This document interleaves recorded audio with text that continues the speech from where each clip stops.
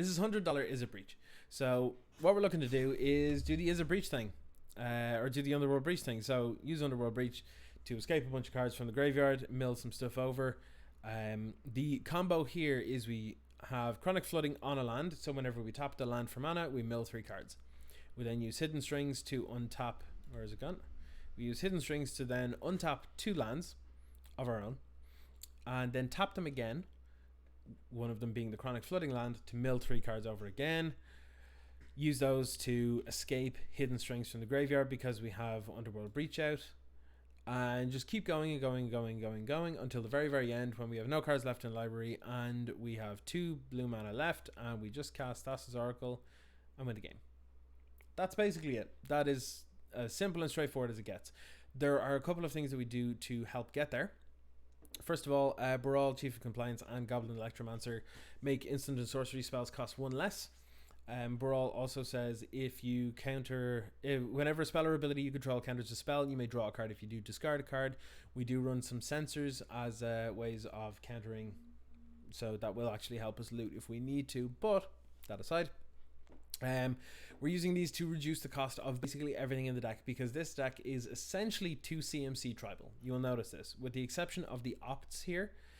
Every single thing in the deck costs 2 mana, so it's quite interesting.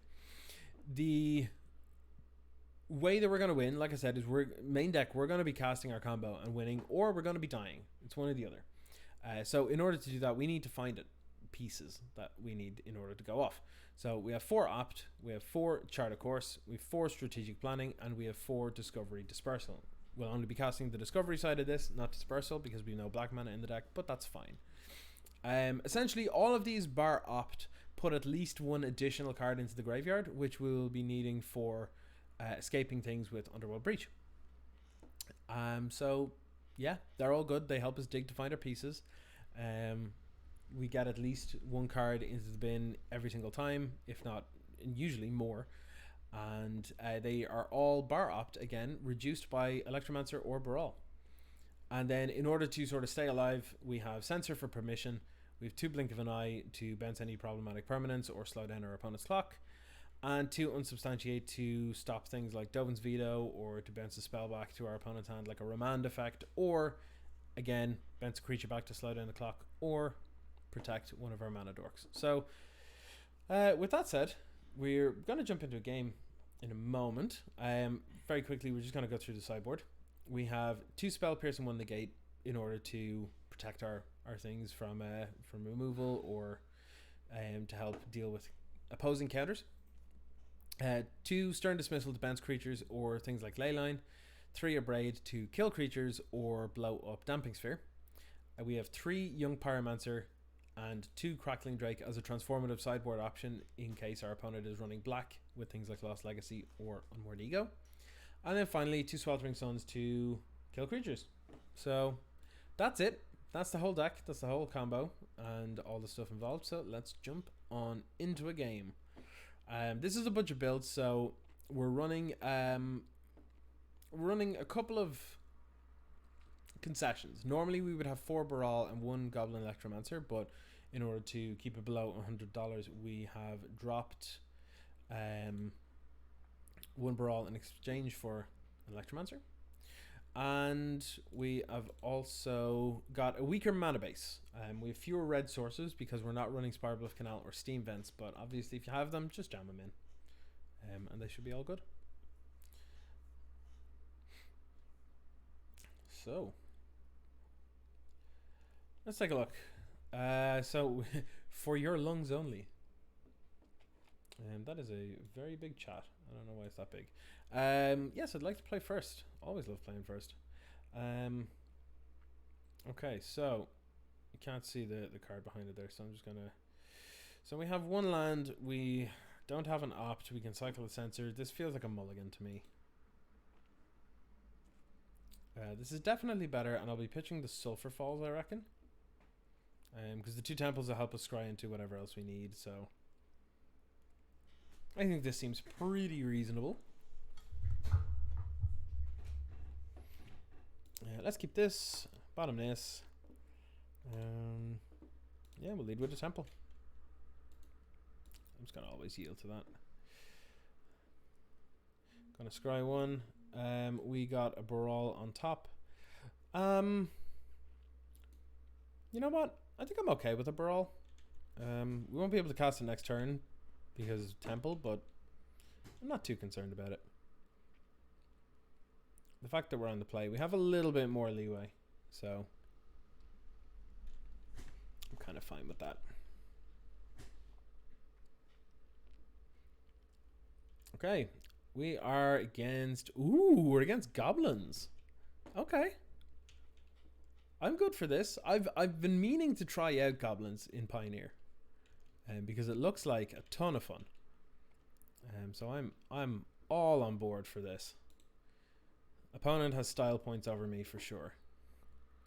I'm gonna bottom a strategic planning because one, it's not one of our combo pieces, and two, if we get a land next turn, we'll be able to play a dork and a 2-mana spell like Charter Course, which is quite nice. So. Swift Spear. Ooh, we getting scary. Legion Loyalists as well. Okay. Okay, so it's not actually goblins. It's more of a just a red deck wins kind of style. Must be quite low to the ground if they're running Legion Loyalists, looking for additional good 1-drops. This would make me concerned for things like Shock. So Goblin Electromancer might be a potentially weak option here. Maybe in order to preserve life total, I'm going to play a Shivan Reef, play the Baral off of it, and a blue from a Temple. And then... So what we can do is we can hold up on Substantiate, but I don't think that does a whole lot, to be honest. So I think we're just going to Charter Course here. I'm going to draw 2, discard 1. I'm going to discard the Island. We have a Chronic Flooding now, so that's kind of nice. And we've one of the 3 pieces of our combo. Bearing in mind that we don't actually need to have all of the pieces in hand. We can actually just have... Yeah, this is killing Baral. Yep, I figured. I might have been good holding up on Substantiate there, actually. Maybe. Could have bounced at the hand and essentially pseudo time walk them, I guess. We'll see. Let's see how this fares. We're taking a chunk here. We're going to 12. Yeah, so technically all we need in hand is actually an Underworld Breach. So, because if we cast Underworld Breach, we can escape everything from the graveyard, and including the combo pieces, so we can go from there if we need to. But, okay, I think what I'm going to do here...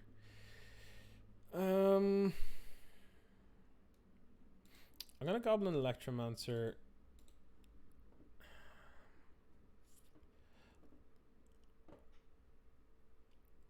I feel like this is the turn where we hold up the Unsubstantiate. I think we'll give it a go. We'll give it a go. See if our opponent will let us resolve this now.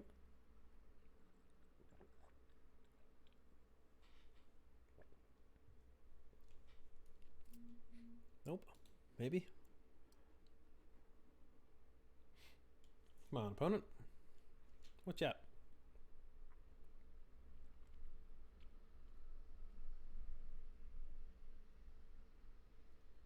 All right, we're good. I could opt here, but there's not much point because we've already played our land for the turn, so not particularly necessary. I want them to play a 2-mana spell here.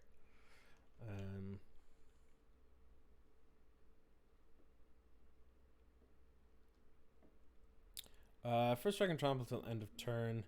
Sure.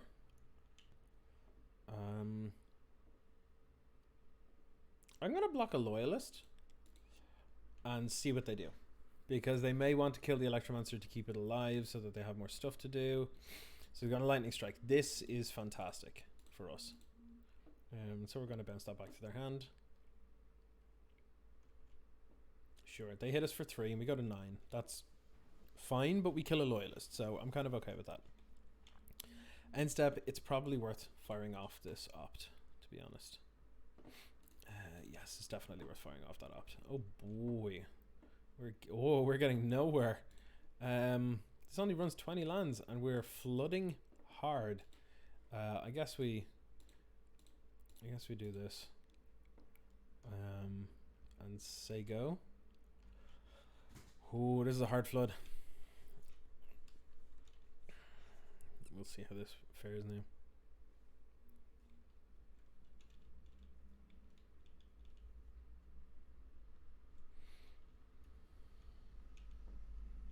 Satyr Fire Dancer? What? 1 in the red. Whenever an instant or sorcery spell you control deals damage to an opponent, Satyr Fire Dancer deals that much damage to target creature that player controls. Oh no. What? This feels like it's... This deck feels like it's a version of red that's designed to just destroy this deck. Please don't... So they can just shock me, and it'll shock the Electromancer as well. That's pretty gross. That's very gross, actually. Do we make them have it by blocking the Swift Spear? How do we win by doing that? I don't think we do. I think we have to block the Loyalist and just hope that that does something. Okay, they didn't actually have anything.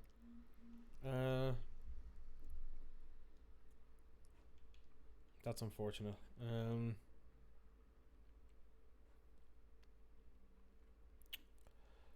Okay. So all we need here is I should have milled this over, to be honest. I should have actually done this earlier. But yeah, we need to find another piece. All we need to do here, honestly, is just find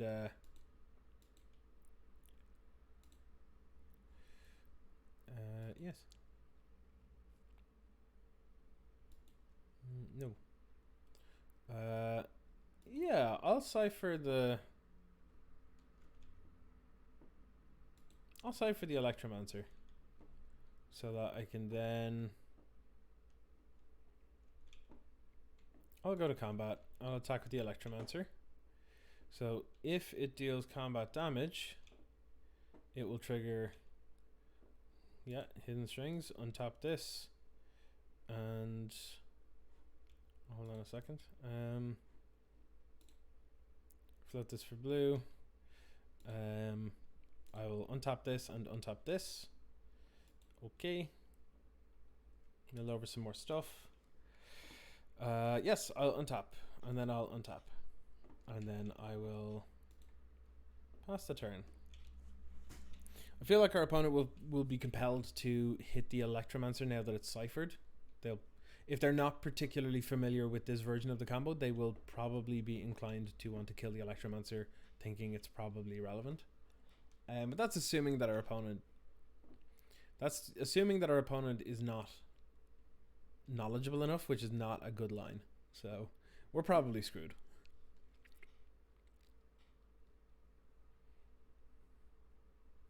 We'll see how this plays out. They're going to shock us, and as a result, shock Electromancer. We could just be dead here. If that's the case, I'll be sad. Actually, we're extremely close to being dead. Yeah, I think we're dead. Yeah, we're dead. Alright, that's fair. Let's go to post board. Let's begin sideboarding. I don't hate Stern Dismissal here, nor do I hate Sweltering Suns. I could see a Braids coming in as well. I wouldn't mind interacting a bit more. I'm okay with this. We could kind of go into transformational mode. I'm not against that. We're gonna have to pull out like half the combo, but I'm kind of okay with that. Let's pitch a Chronic Flooding, a Hidden String, 2 Chronic Flooding, a Hidden Strings, 1 breach. And then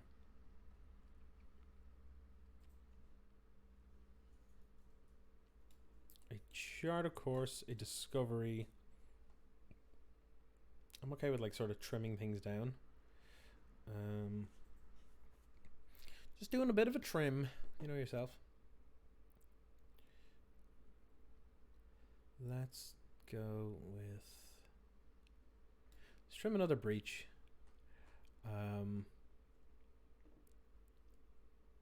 I'll cut 1 a braid. You know what? We'll get in half the combo pieces, and we'll bring in 2 PZs. Just because normally I wouldn't go transformational when they don't have black, but PZs can provide good blockers and waste their burn spells, so I can live with this. This may not be ideal sideboarding, but it feels right, so that's all that matters. We have the Sulphur Falls problem again here. We got 2 Underworld Breach. It's the best card in the deck, so I think we're gonna have to keep it. We sided 2 of these out, and now we just have 2 in the opener. I'm gonna go with Temple. I'm gonna try and find another land off this, preferably one that is an island or mountain. Well, we've no mountains, so all is lands. Let's see what our opponent chooses to do here.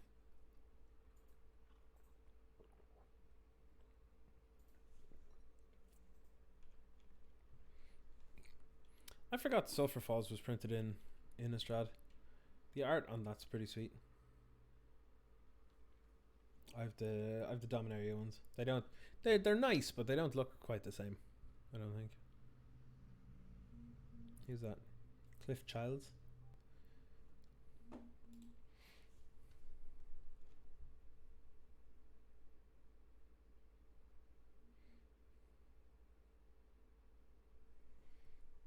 What are we doing?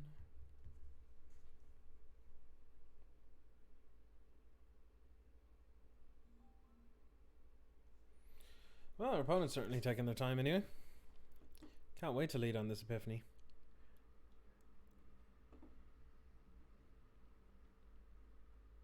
Come on, opponent.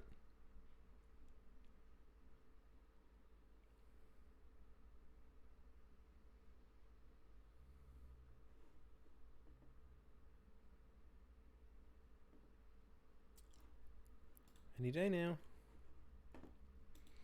They're probably going to time out in a minute or two, so we'll see if we'll see how this fares. See if they stick around.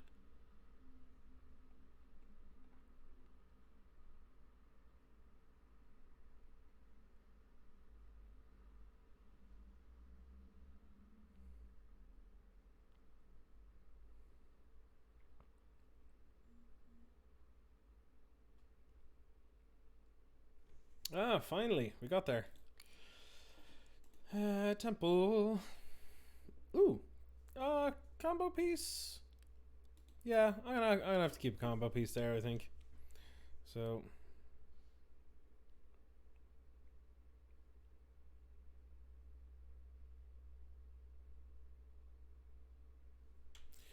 Fervent Champion's a pretty okay start, actually. I'm kind of fine with it.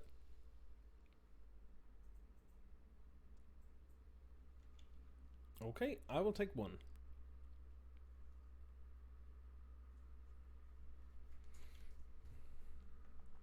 This doesn't feel great because we have to play Sulphur Falls tapped here, but we do have access to Stern Dismissal, so I'm okay with that too. Not the worst sitch to be in. Why are they playing this? It seems real strange. Horribly inefficient, to be honest. I think more than anything. Yep, that's fine. I'm okay with just waiting and see what happens. Okay, so this kind of sucks because they can just... You know what? It doesn't actually suck because if we... Hold on. Maybe I don't want to play Electronzer. I kind of want to hit my land drop, so maybe I'll chart a course. We run a chance of hitting a stern dismissal, so we can bounce something and ruin their tempo.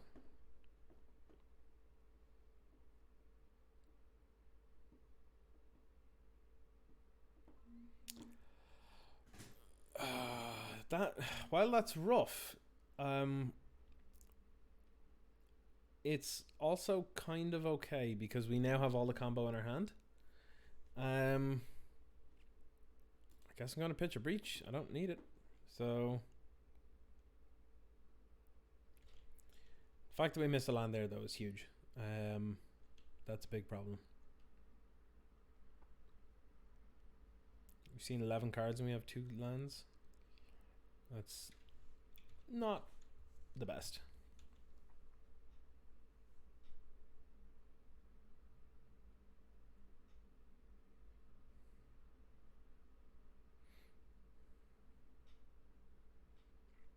Our opponent taking their time again, yeah.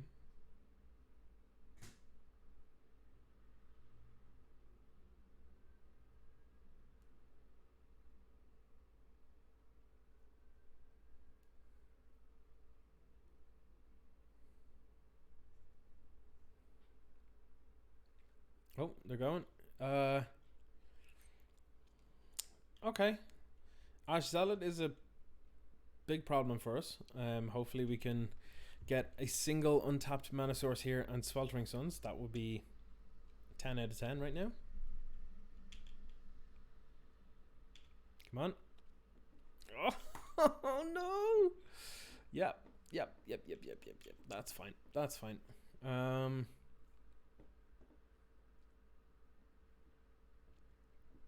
Okay, I think we can set up for a win next turn. Possibly. If we have the right draws and we're lucky. That is not the right draw, so I'm going to have to bottom it. We have to get an untapped mana source next turn. I'm going to Chronic Flooding this land. And pass and hope we don't die.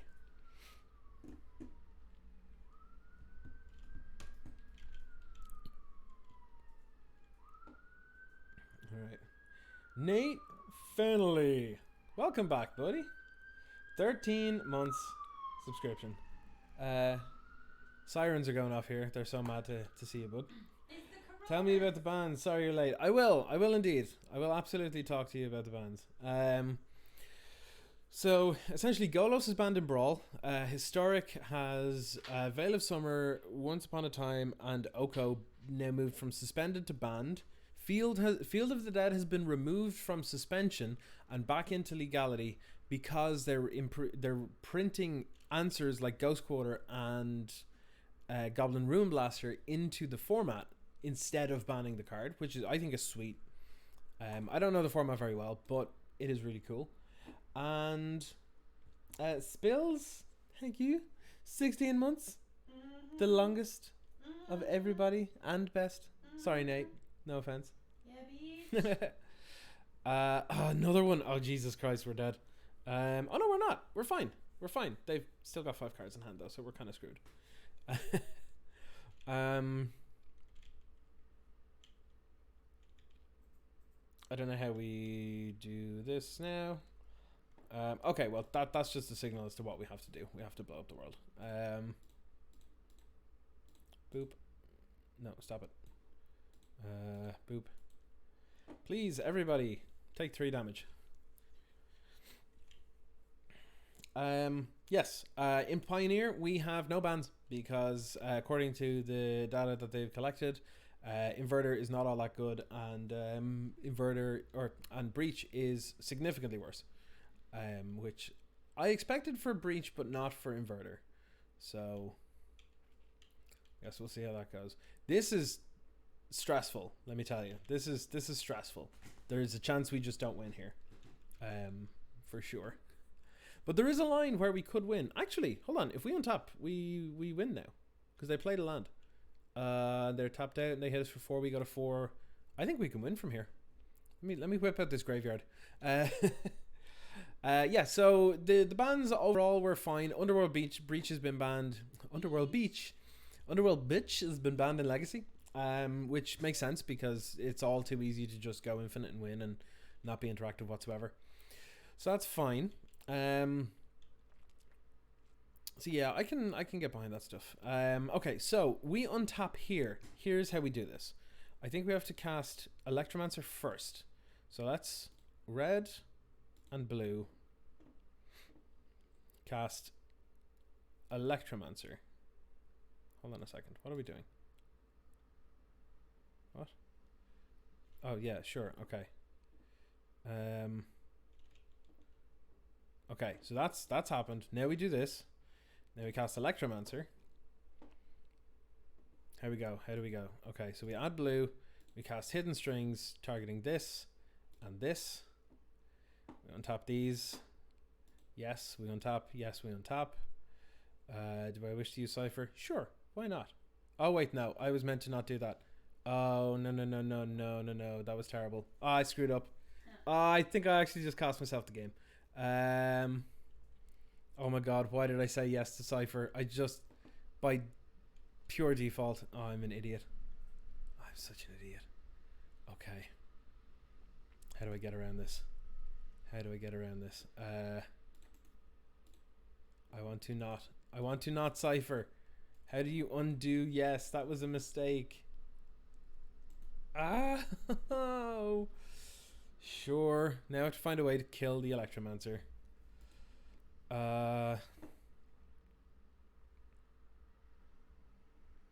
Is there a way to do this? Oh, Christ on a bike. Okay. There's sort of, I think. Let me just tap this for blue. Mill some stuff over. Stern Dismissal is a disaster of a card right now because it does not let us do our thing. So what I'm thinking of trying to do here, we have a blue. We can cast. My problem is we're a single mana short now because of what I did. So we can cast Breach. We have 1 mana left to open. We can cast a Braid to kill the Electromancer, but then we have no mana left. We need to have a way to. We pretty much have to rely on this opt, to be honest, which is abysmal. This better be a good opt, a really good opt. That was an unbelievably horrible punt. Like if I was playing this in paper, I would. Oh my god, that's exactly what we need. That's exactly what we need. Okay, so we're gonna untap this and untap this. Okay, never didn't have it. Okay, so we're gonna untap these. Oh god, that was terrifying. It was so terrifying. Untap Sulphur Falls, untap Temple, use Cypher, no, put it in the goddamn bin. Underworld Breach, targeting, or not targeting, I'm gonna pay for it like this. Mill over them cards. So now what we can do is we can cast Hidden Strings using Escape to untap 2 lands and then tap those 2 lands again. Chronic Flooding will mill 3 over again. We cast Hidden Strings again from the bin because Underworld Breach doesn't exile, and we keep doing this until we run out of cards in our library, and then we cast Thassa's Oracle with Escape from our graveyard. Oh lord. Okay. Okay. Now, Underworld Breach. Does this resolve? It has to. Our opponent has nothing. The only thing they can do in response to this is concede. So, here's to hoping. Nate, I'll talk about the bans after this deck, after this game, don't worry. It's just this is a bit tight. Just in case I can't remember if I got back to you on that yet or not. But I think I can talk about it a little bit now. I think on the whole I'm pretty okay with a lot of it. I'm not happy about Inverter staying around because I'm not 100% sure I trust their data, to be honest, but it's also a deck that I just feel is incredibly feel bad. So I'll get rid of any 3 from the bin here. Hidden Strings to untap these.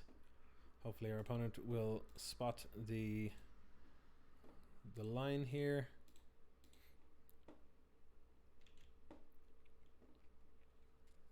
Mill over with Chronic Flooding. Cast hidden strings on these two things. Exiling this, this, and this. This is very click intensive, so this is going to take a moment online. I have to go yes, yes, no. Then I have to float more. I'm going to yield to this because it's getting really annoying. Hidden strings, target this and this.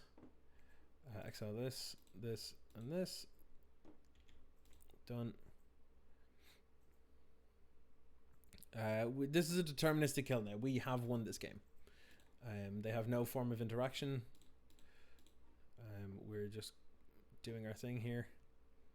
Our opponent learning to auto yield to certain things will be fantastic right now. Pretty much the only way we can lose is if we accidentally cipher hidden strings again, or if we accidentally exile Thassa's Oracle. So yeah.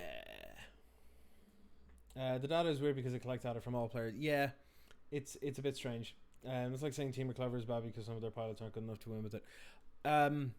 Yeah, I kind of agree with that. I will untap. I will untap. I will not cipher. Then I will tap. Mill over. Any day now, opponent.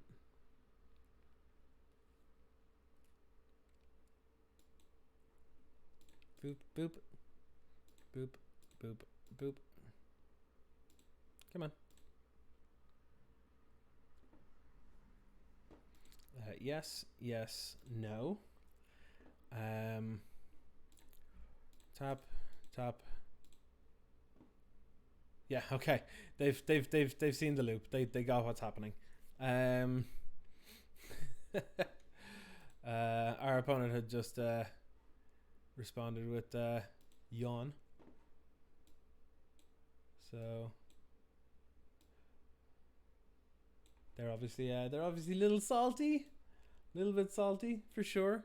They also just conceded because they're no fun. So yes, so Nate, bans. Yes, I can run through them very, very quickly again. For anybody that wasn't around a couple of minutes ago. It'll be very brief though, very, very brief. So in Brawl, Golos Tyler's Pilgrim is banned. They said it's because it enforces play patterns that are not fun and it has become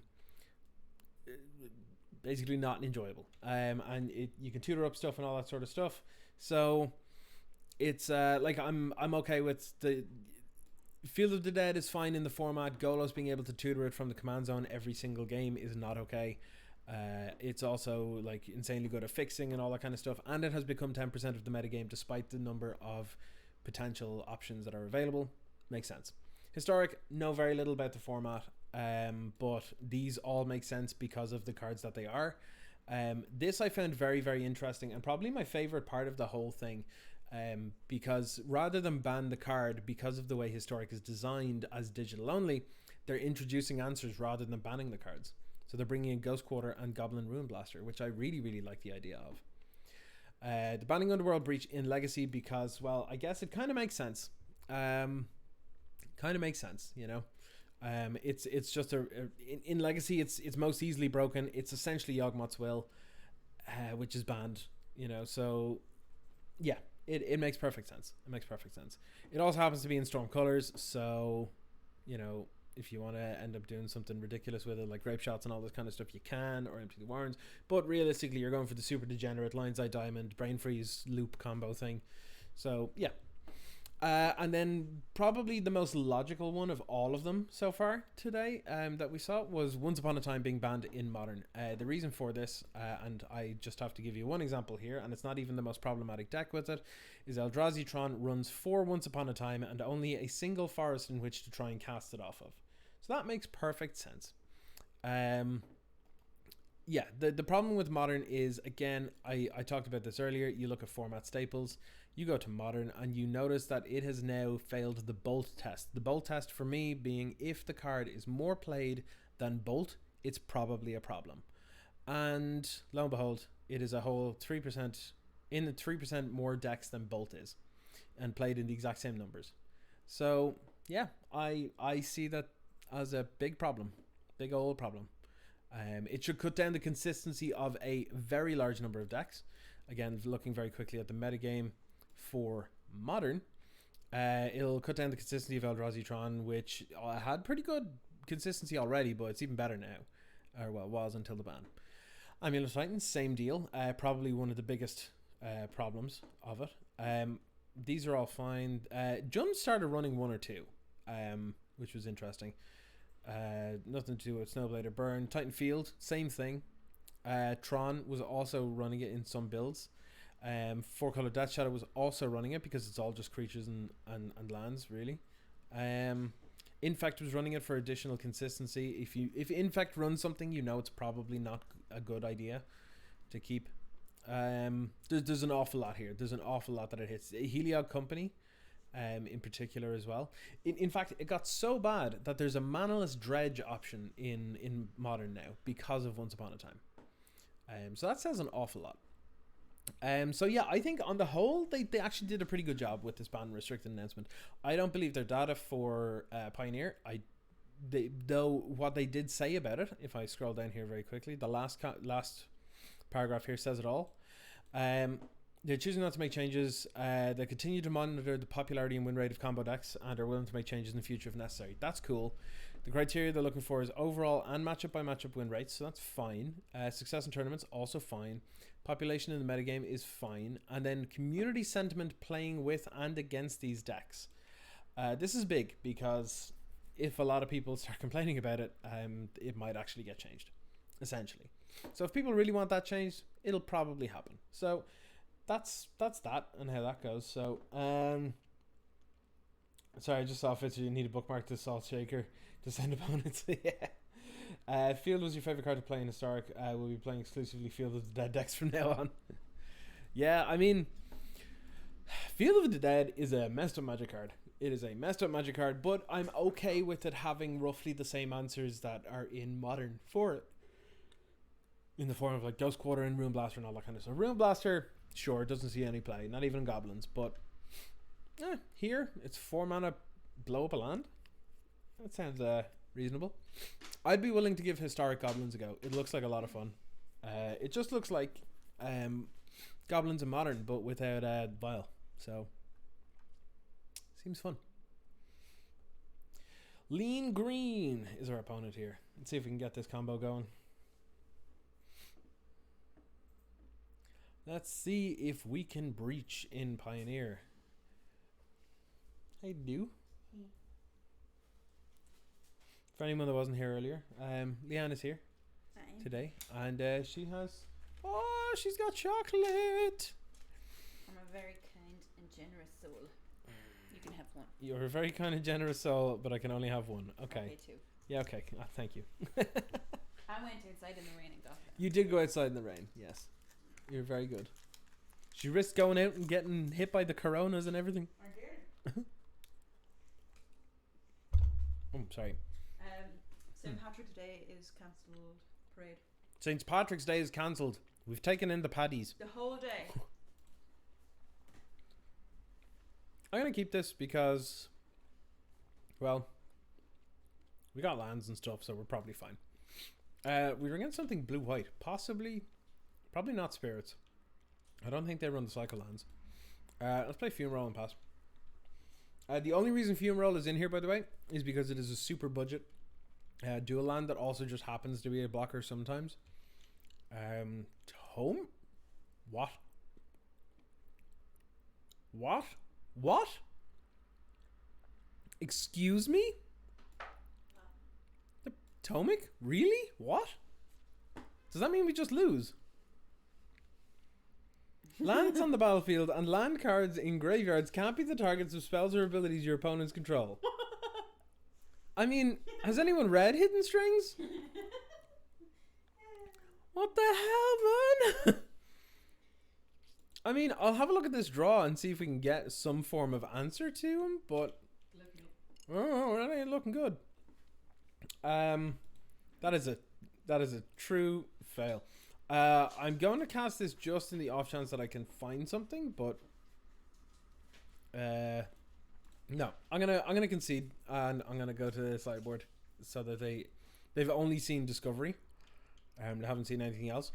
I'm definitely gonna have to go into the transformational sideboard here because they've main deck friggin' answers to my stuff. What the hell? Unless someone is like stream sniping and being a scumbag, but like, I have to assume Sweltering Suns comes in if they're playing creatures that early in the curve. Yeah, probably. I'm gonna have to. You know what? I'm gonna cut down a lot of the combo here. I think that was rough. That was very rough. Esper humans, is that a thing now? Oh, don't tell me it's a thing. Please don't tell me it's a thing. What do we want to remove here? Maybe discoveries? Because I still need to bring in like a bunch of stuff.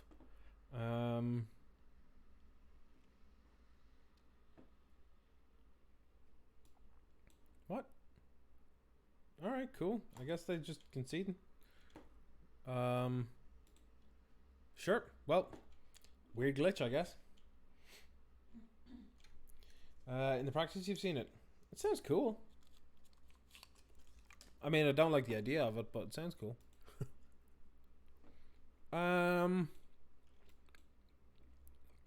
This is a little light on gas and air, but like, yeah.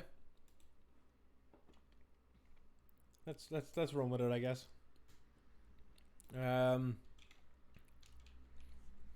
Fumarole would usually indicate that it's something not Thassa's Oracle related, usually. Like, sometimes Phoenix runs this, sometimes is it Emerge runs it. Atlas Tomic, Dahlia Reflected. That sounds really cool, actually. I might look into it. That sounds sweet. Do I want to play a Brawl here, or do I want to give it a minute?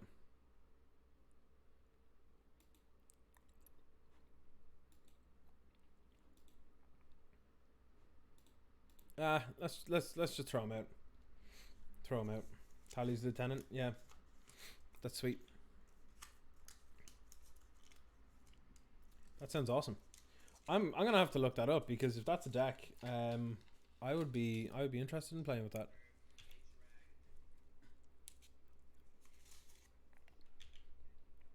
And step. Them leading on at Sulphur Falls is weird. Oh, it's Grixis? Oh, rough. We're in trouble. We're in big trouble. Uh-huh. Mm-hmm.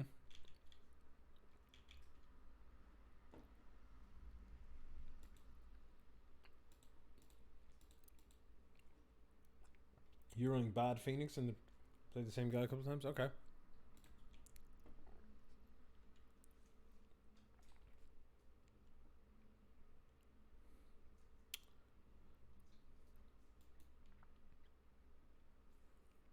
Putting that in the graveyard. Put that in the graveyard. Or I'll put that on top. Yeah, I think I'm going to lead like this. Because this way, if our opponent goes to Thoughtseize or Thought Erasers or something, we can be pretty safe with the opt. They'll probably try and get rid of Hidden Strings. A lot of people don't know that if you Thoughtseize stuff out of our hand, we can still just cast it with Breach, so I'm kind of okay with that.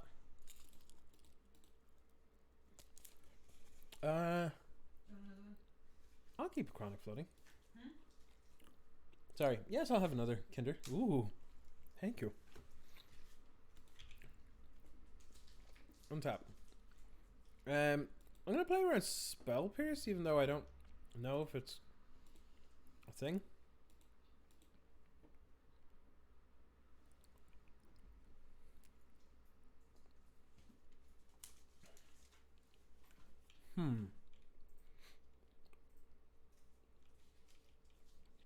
Okay, so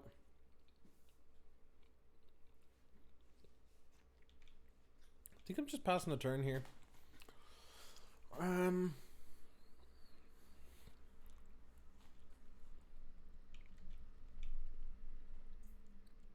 Now my problem here is because the piece we're looking for is Underworld Breach. If we tap this to mill now, we could end up milling Underworld Breach and then it's useless. So I think I'm just going to wait. Okay, opt is fine because we can take a look, see what we got.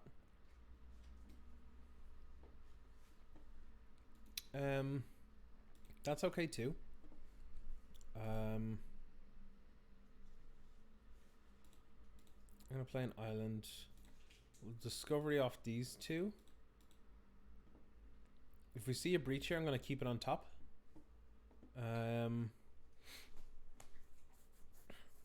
I feel like we need to strand their removal in their hand, so I'm gonna put that in the graveyard. I'm gonna keep this.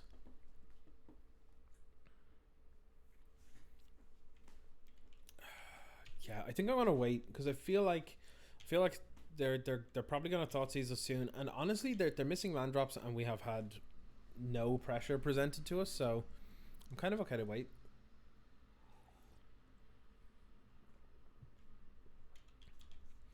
Okay, opponent, this is fine. This is fine. Nice up. Yeah, sure. Sounds good. They're missing land drops and everything, so I'm pretty happy with this. Cast Char Course. Oh my. I think we'll pitch a Fumarole. I'll play a Sulphur Falls. I'll play another Charter Course. And wow. I'm gonna pitch Shivan Reef. And you know what? This is a pretty good hand to be passing the turn with. So again, they're missing land drops. They're not pressurizing. I'm feeling very comfortable right now. They would have to play something out like Eidolon or Damping Sphere or something game one to scare me here now. So I'm kind of okay with this.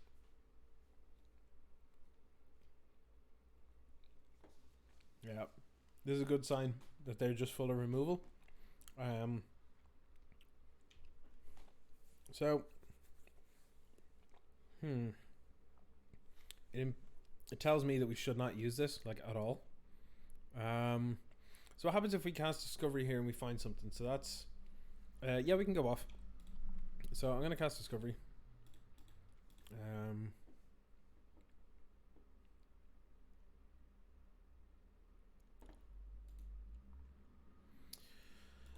Graveyard.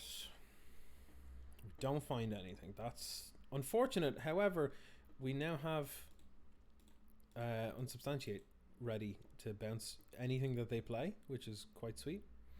I'm going to discard the Brawl because I do not want to give them the satisfaction of killing anything.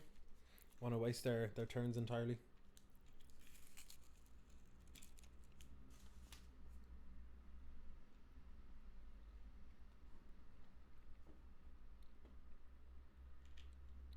Oh, this is sweet.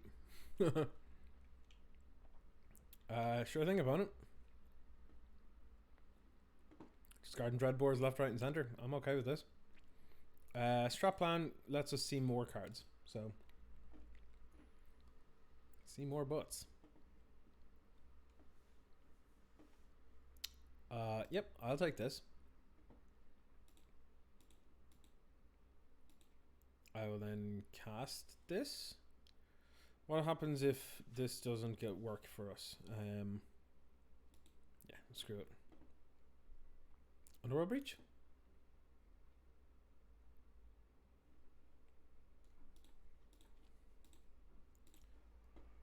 Oh,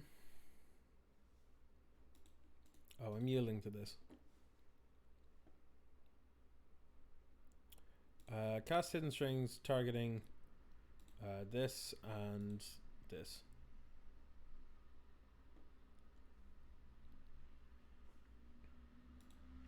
Yes. Yes. Nope. Okay, let's cast Hidden Strings from our graveyard. Sorry, 1 second. Tap for blue, Millipoo. I'm gonna move this over here so that probably doesn't happen again.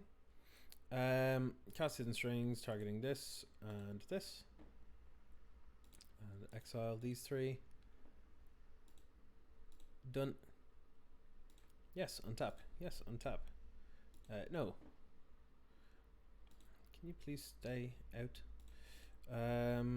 Tap for blue. Tap for blue. Hidden Strings. On this. What? Hang on. What's going on? Blue. Hidden Strings. On this. And this. Exile. Untap this. Do not cipher. Add blue. Mill. Hidden Strings, targeting this and this. Exile. Done. Yes, untap. No cipher. Oops. I keep doing that. Gotta add blue. Wait, hold on a second. Don't skip the turn. Untap this and untap this. Exile. And exile. Okie dokie. Just going through the motions here now. Unless they have a way to deal with anything here. Do I wish to use cipher? No. Yep. Okay. They've. Oh, they just straight up quit out. Okay. Some people seem quite salty against this deck. I don't understand why personally. I find it lots of fun.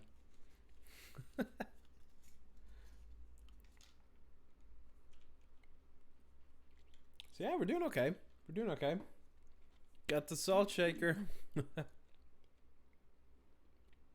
Oh, chronic flooding. You're literally unplayable piece of crap. Alright, let's take a look at our hand. We have all the combo pieces. We have a Mana Dork. We have an Opt. And we have... Yeah, this is a really good hand. We're on the draw. And we have a 1 mana cantrip to help find another land. This is a Snap-O keep.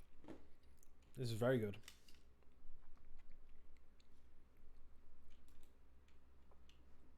All we gotta do now is just get Thought Seized on turn 1.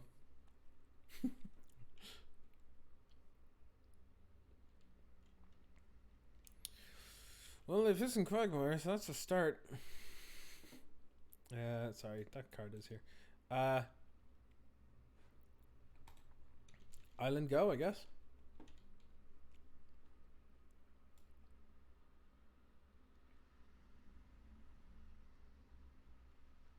Island go. Sign in Blood. You want to draw 2 cards? Yeah, sounds good, opponent. I love a good Sign in Blood. As a pauper player myself, big fan of casting Sign in Blood. You haven't truly lived till you've killed someone with a Sign in Blood either. I'll bottom this. Yeah, draw another land. Sounds good. Sounds a-okay. What is with the opponents today? What's going on?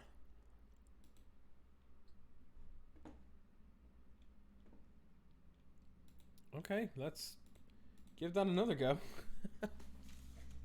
Nobody like you, Scott.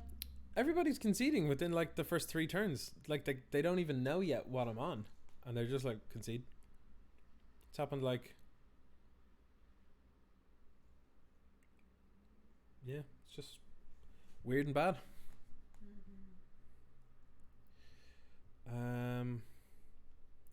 Alright. Again, pretty decent hand, so I think we're going to keep. Yeah. This is fine. It's a little slow considering the top land and stuff, but they're running Fable Passage turn 1, so it can only be so fast. Okay, so this to our opponent indicates that we are... Yeah, I'll keep that on top. We are probably either Izzet Breach or more likely probably Phoenix. Though Phoenix doesn't ever really run temples, ever. But What other decks is it used in Pioneer? Not a whole lot, to be honest. It's probably a good giveaway actually if they know their decks.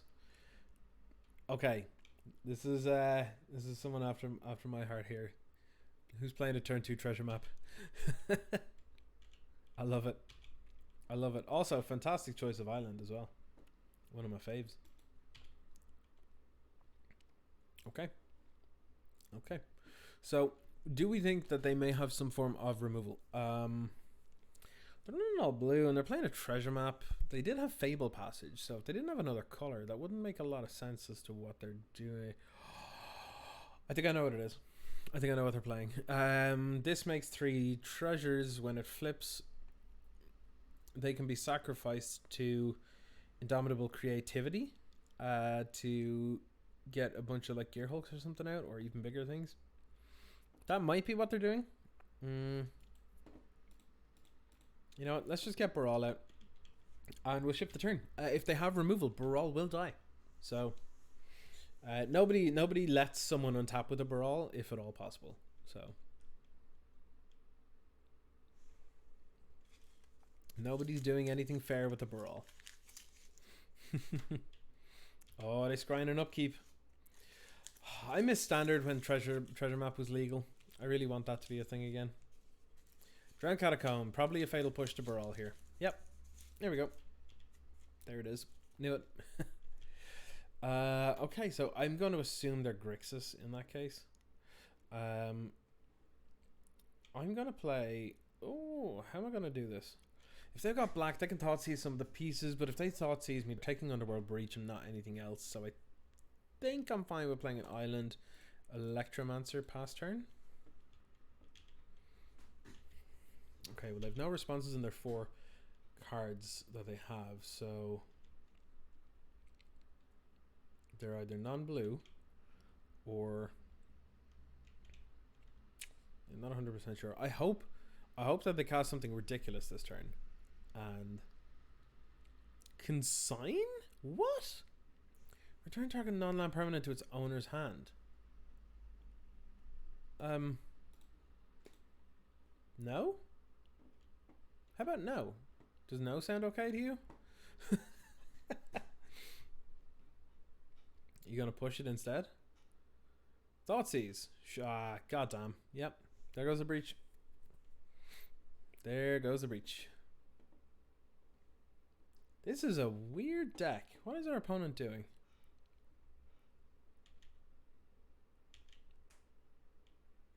I would have loved to just top deck another breach. I guess I'm gonna chart a course. I'll discard the temple because the rest of them let me see more cards, and we'll likely end up drawing a land off one of these opts if we bottom something. So I'm going to... Let me just try and work this out for a moment. So chart a course we get to draw 2 and we'll discard 1. Opt will get to look at 1 and it's 1 cheaper. It's more mana efficient to chart a course, I think.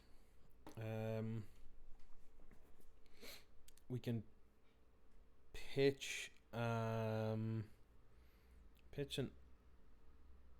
might pitch a Chronic Flooding, to be honest. Or we could just get the... Yeah, no, you know what? I'm okay with pitching an opt, playing an island, playing Chronic Flooding on this island, and then tapping like that. And I guess we swing for 2, like we've nothing better to be doing. But this way, if our opponent Thought Seizes us again, they get 2... They got an option of 2 different card filtering spells, which doesn't do anything really, so that's pretty okay.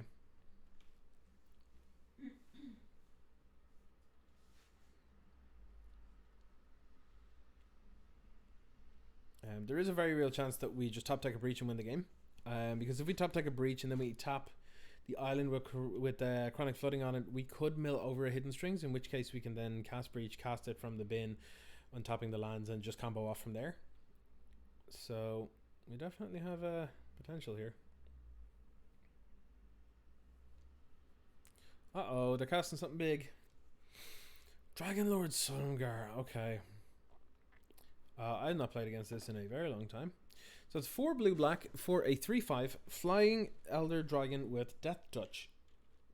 When Silumgar enters the battlefield, gain control of the target creature or planeswalker for as long as you control Silumgar. So they get Electromancer. Cool. We should probably have allowed that consign to happen. It's unfortunate. Thassa's Oracle's not great here. I'm going to opt. Bottom. Breach. No.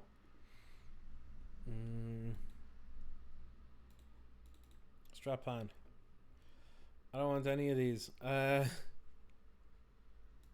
Strategic planning, I guess.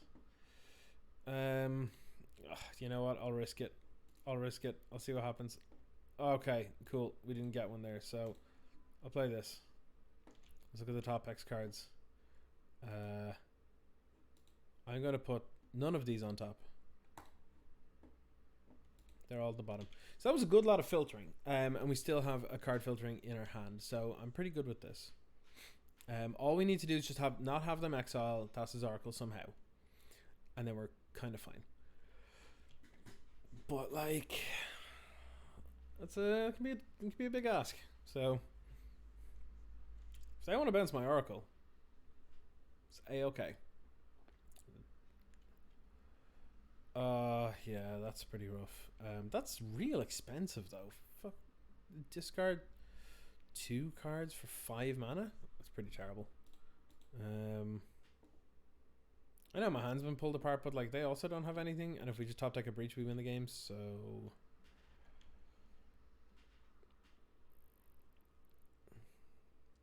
they have a 4-turn clock though. So this is one of those situations where having a Digger or Cruise would be good in the deck. The only problem is with the Chronic Flooding combo is that you don't want to be eating cards out of your graveyard to do stuff like this. So, okay, so we're going to have to use Discovery first. Pay for it using these. Graveyard. Top.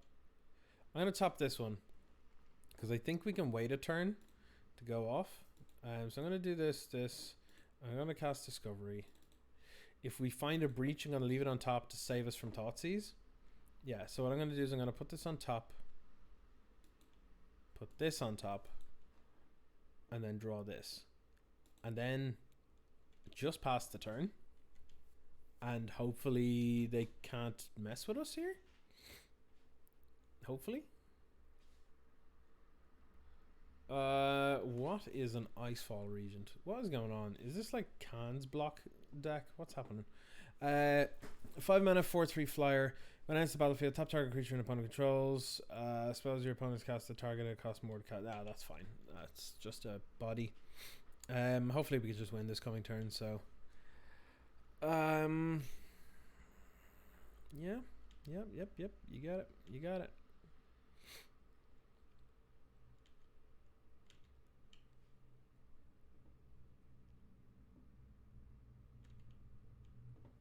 Alright, let's tap this for mana. Mill over Hidden Strings.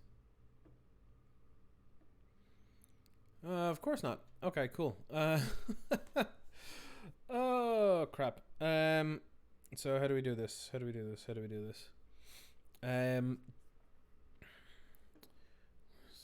That's 9 damage there. That'll bring us to 1.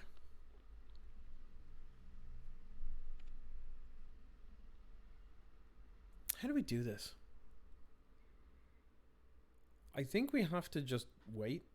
It's insane that we've gone over half our deck and we haven't seen a single Hidden Strings. I guess we... I guess we just pass.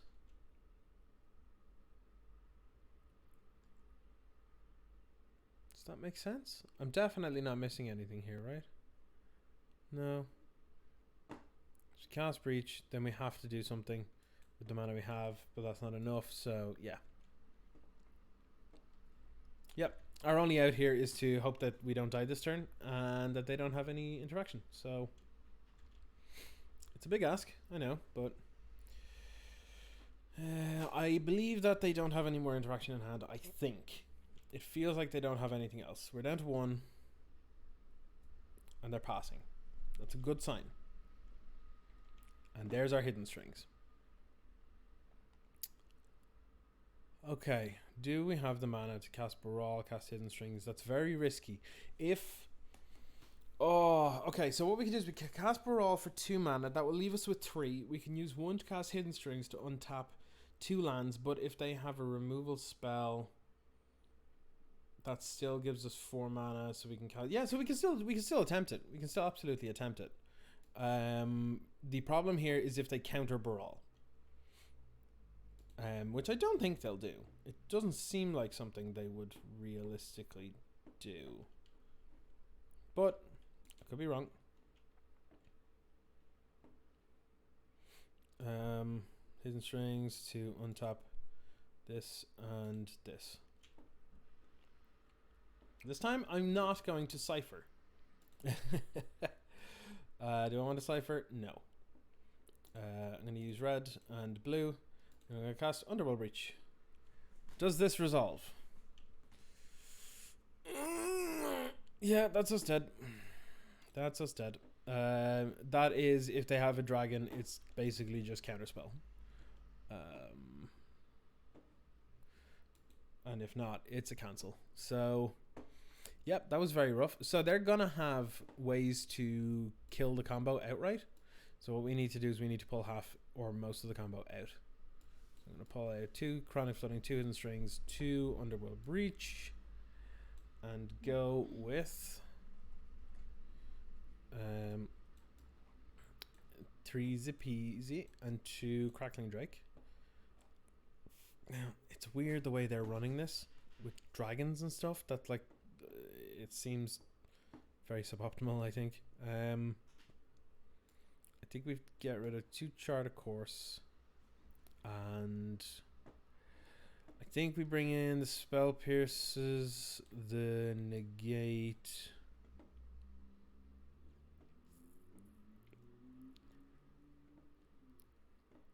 I think that's kind of good. I think we're kind of good with that. Like, we have Sensors to snipe stuff. We have Unsubstantiate to bounce the creatures. We have Blink of an Eye to bounce non-land permanents and stuff. And then we just have this entire transformational plan as well. So yeah, I think this is pretty good. I'm not sure if dropping Chart of Course is the right thing to drop in this matchup though. It's possibly Discovery Dispersal because you have the potential to attack, because they're a Thoughtseize deck, and you have the potential to attack with a creature and get raid on Chart of Course, so you'll draw 2 cards, so it's card advantage, which you need against Thoughtseize decks. But yes, I'll be on the play, and my hand is looking very fine against Thoughtseize, to be perfectly honest, so I'm kind of good with this.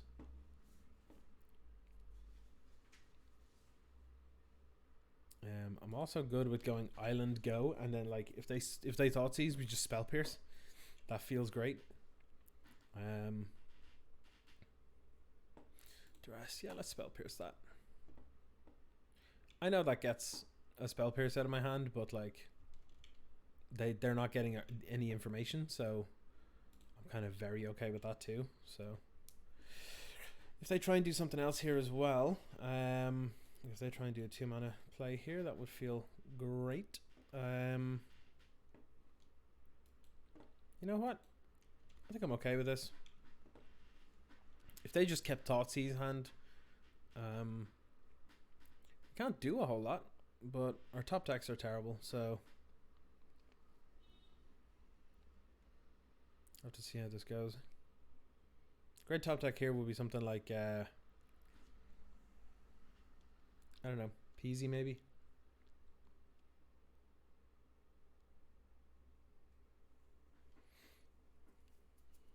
What you getting rid of, opponent?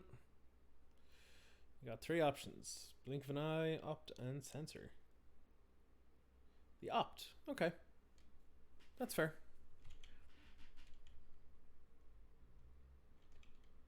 I'm gonna make them player and Censor.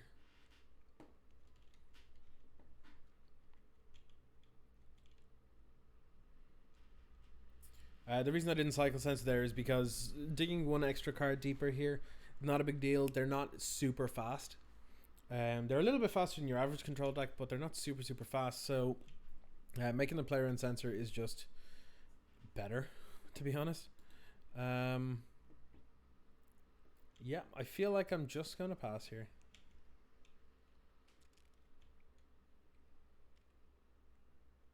Yeah, you can opt. That's fine.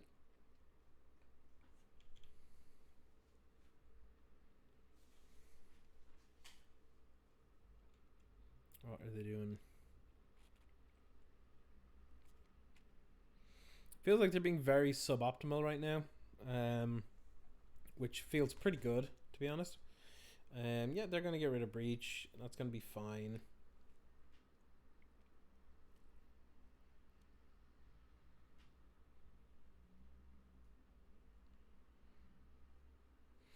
I know it's necessary to a lot of formats, but through personal experience, Thoughtseize has always been one of the more feel-bad cards.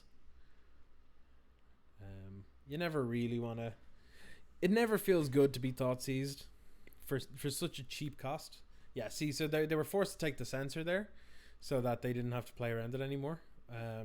This implies they have a counterspell for something like Breach, but definitely put them off. Put them off a little bit, so that's kind of something. They could pop the Blast Zone on 3 and just leave it there, which would be very annoying. I'm going to discard Hidden Strings because it doesn't do anything here. And I'm going to pass the turn.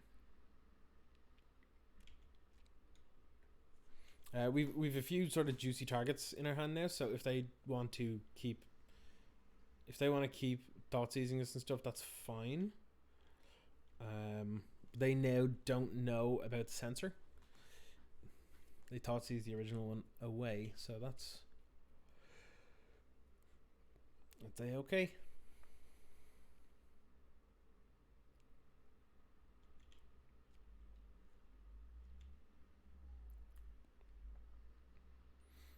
I think here is a reasonable place to play Peasy.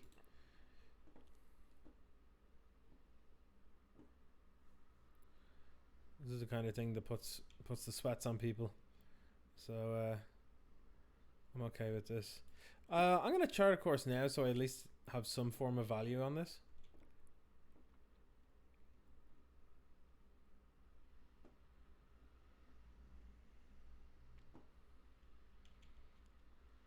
You're pushing the Pyromancer, that's fine. I'm going to pitch an island. I'm going to play an island, and I'm going to say go. So yeah, having the Blast on 2 is pretty rough here. I don't know how we deal with that. Blast on is not something we normally see. It's usually in the teamer colored ones, the typical Lotus Breach versions, but yeah, I feel like Thoughtseize coming on here. Yeah, they always come in like 4s. So we've been Thoughtseize 4 times so far this game. Not very good. Not very good.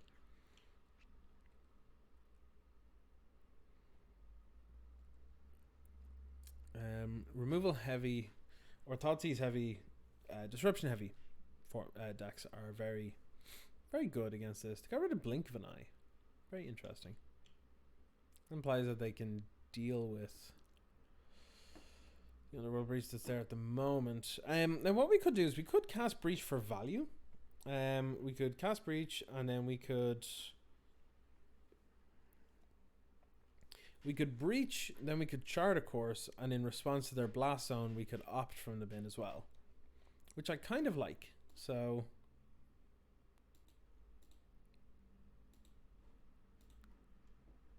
if they want to counter that, that's also kind of okay. So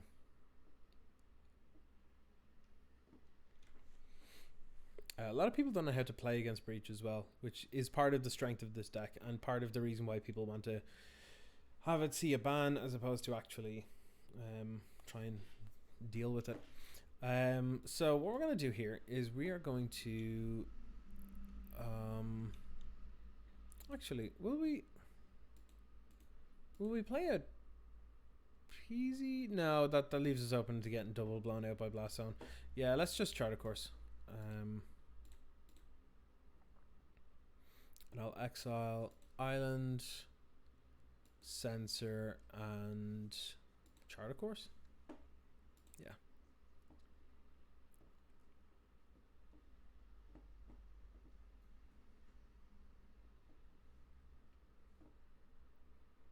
I'm going to discard Sensor because they're aware of it. And then I'm going to cast Opt by exiling Charter Course, Sensor, and Spell Pierce. This at least gives us an extra few cards in our hand. That's actually pretty decent, so I'll take that too. And I'll hit them for 1.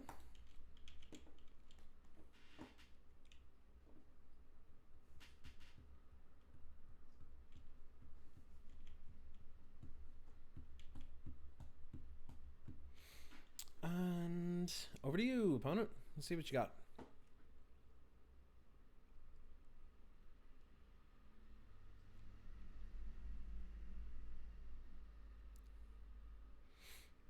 What we need them to do is we need them to tap that Blast Zone, which is exactly what they've done. Oh, that seems good. That seems real good. Okay, cool. This will allow us to get a bit of value going here, which I quite like. Let's tap this, play Peasy. Let's strategic. Well, actually, hold on.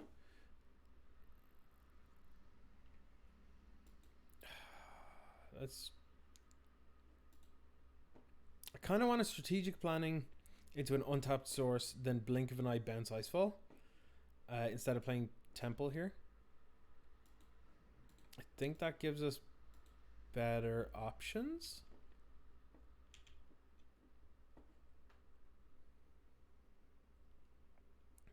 Yeah, so I'll get an island here, play an island, play blink of an eye, because then they can either play the Icefall Regent or... No, not with Kicker. My mistake. Cast, target this.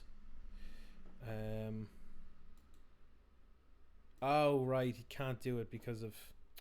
Oh, goddamn. Because it's targeting this. I'm a fool. Alright. I've never played against this before. Ever. Okay. Looks like I'm just holding up Spell Pierce then. Which is not the worst thing in the world. But, hey. They are looking to push that.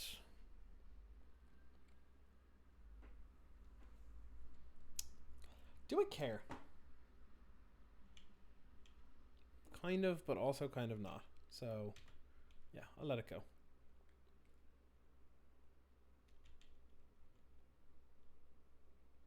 Yep, taking 4.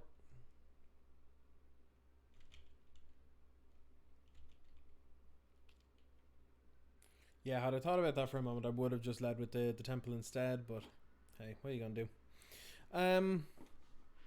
Okay. Weird one here, weird one, but I'm gonna leave it to Ipnu Rivulet. I'm going to this is really frustrating actually.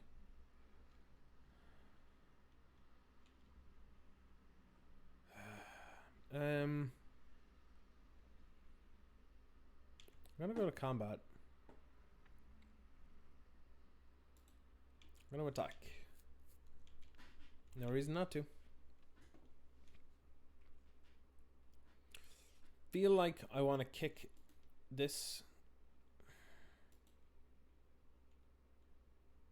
but I think I'll wait.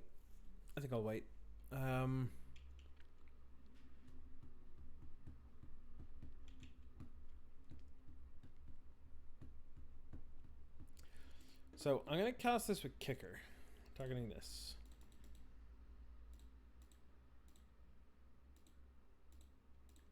Boop. Bounce with Kicker. +6 to do this because of what they have. If they have a counter spell, it's gonna be rough. But negate. It feels like something I should try and fight over, but they're just gonna be able to just top down, and that's it, done. But they might respond with another counter spell, which might be hilarious. Incorrect by our opponent, but hilarious. So,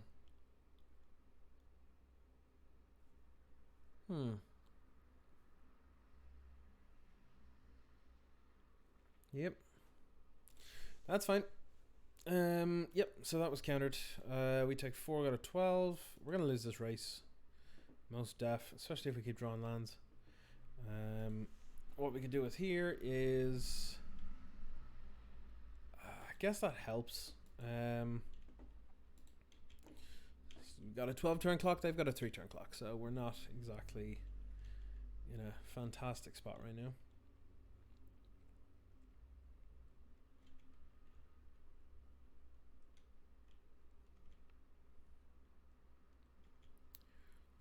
Okay.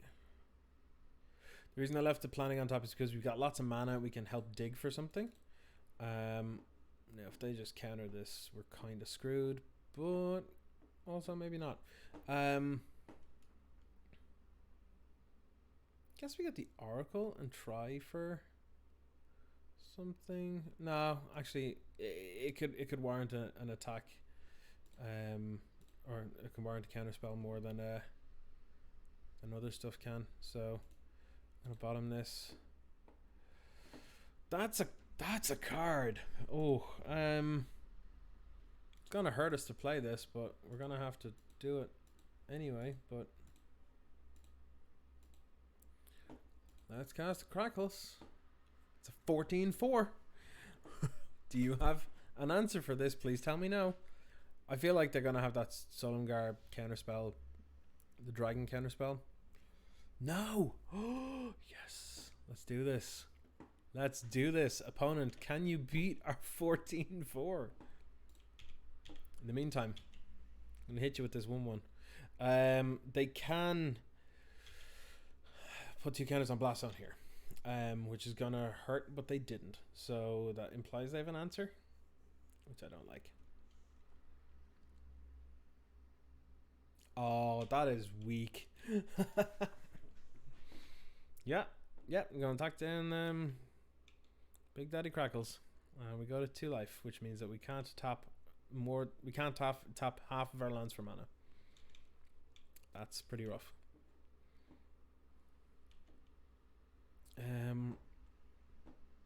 I know exactly the way our opponent will be thinking as well. When you play something like this, and this happens where they play like a Crackling Drake or whatever, and you're like, see, it's great. It's not. Let me tell you now, it's not. So, okay. I'm going to cast Discovery.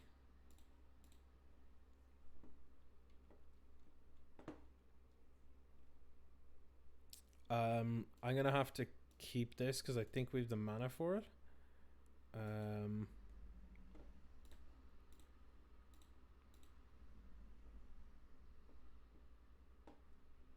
We also might not though. So we could can we go off with Underworld Breach? Is that an option here? We have a Hidden Strings. We have enough things that we could maybe. There's a chance that we go off with Underworld Breach here. So let's try it. We have Unsubstantiate backup, but it won't be enough. Can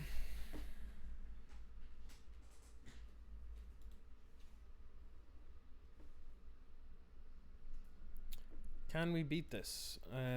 It's unlikely. It's extremely unlikely, but we'll try.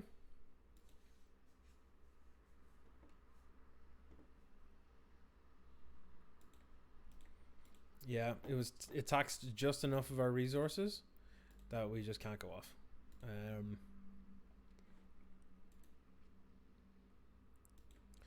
Yep, good game, opponent. Good game. Todd seizing us 400 times. Where's the salt shake? Where's the salt shaker for me? All right. So we can get into one more game, and that'll be the stream. So let's jump in and see who we end up against. If we end up against same people again, I will be jumping out and joining in with someone else, because I want to try a couple of different things, obviously, a couple of different decks. So yeah, let's see how we do with this one.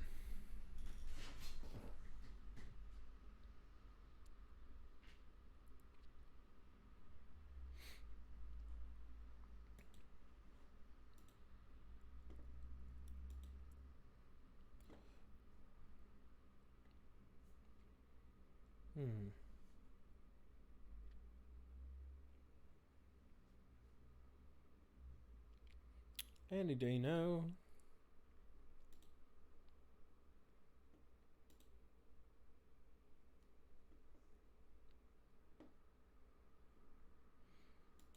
Come on, opponent.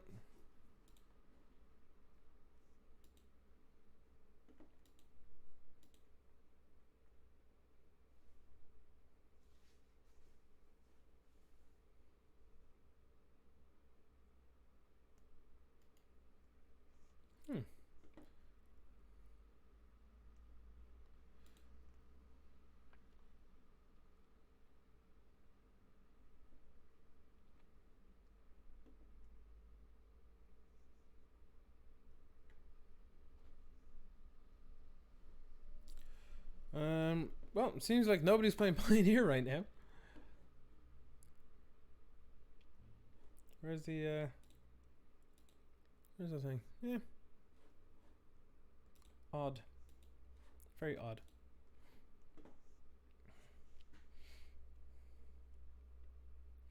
Very odd indeed. But yeah, following up from the bans, I don't know how to feel about it, really. Like, I feel like they hit a couple of correct things. Like Once Upon a Time in Modern, I feel was correct. Golos and Brawl, also correct. One thing I didn't touch on yet, actually, is Pauper. I don't feel like they are giving any support at all to Pauper anymore. Which is upsetting, because it is probably my favorite format. Because, well, there are some combo decks that can exist, and some cool fun decks. Feels like Legacy, doesn't cost like Legacy. You can't play Teferi in it. Like, it just ticks all the boxes. It just ticks all the boxes. And it's really upsetting to see that they're obviously fine with it or don't care. It implies that they don't care that they touched on so many other formats and then didn't mention that one. But yeah, doesn't feel great when your favorite format is not being paid attention to at all. And it feels a bit strange, because it feels like people, and I feel real bad for this, because a lot of people like the Professor and Maverick Girl and everyone are like pushing for Pauper support and more people to play and stuff, and Pauper GP and all this kind of stuff, and that's fantastic and it's amazing. And WotC turned around and were like, okay, you know what? Yeah, sure. Here's here's a collated ban list, or here's a collated legality list, where like anything that was ever printed in a common on paper or online is now considered Pauper legal, and that's all good and that's great. But you then have like, there was nothing from that point on. They like, it seemed like everyone was just kind of like, okay, cool, let's leave it at that, I guess. In WotC, like, obviously Prof and stuff are still going and doing their thing, but like, I don't know, it just feels like they kind of just went, okay, is this enough for you to be happy? Will this make you stop complaining about the format we don't care about? Which I don't like that at all. That's how it comes across anyway. Whether that's true or not, they're gonna have to say. So they're choosing to play first. We're on the draw. We do not have a woman I can't trip, but we do have a temple. This is just about the closest I would get to a mulligan without actually mulliganing. So I'll keep.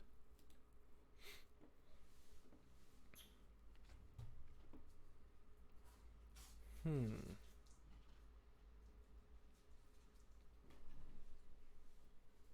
watch is making me move. Leon got a Fitbit for herself. Treat yourself. And it's buzzing on her day off. It's buzzing being like, get up and move around. I'll tap another land. That seems fine to me. I also think that next turn I might just be doing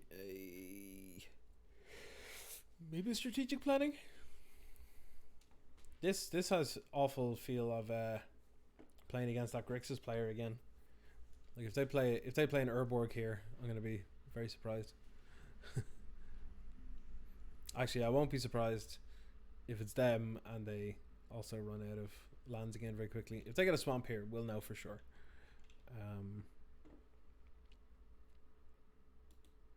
Let's go Nippy New Rivulet, I guess. And let's chart a course. Sorry, Scott. You're okay. You can fire away and do your thing. I'm gonna pitch a Sulphur Falls because I feel like having one land in hand is fine here. 3 lands in this deck is pretty good. Getting a swamp? If it's a swamp, I'm gonna assume it's the same. Oh, it's green. Oh, it's Teamer. All right. Let's see what they got. Castle Vantress. Castle Vantress. What the hell deck is they're not playing like Teamer Wreck or something in Pioneer, are they? Seems very odd. I'm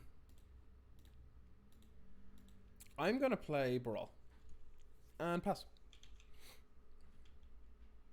Brawl because they're running red, so I don't want them to be able to shock or wild slash the Electromancer.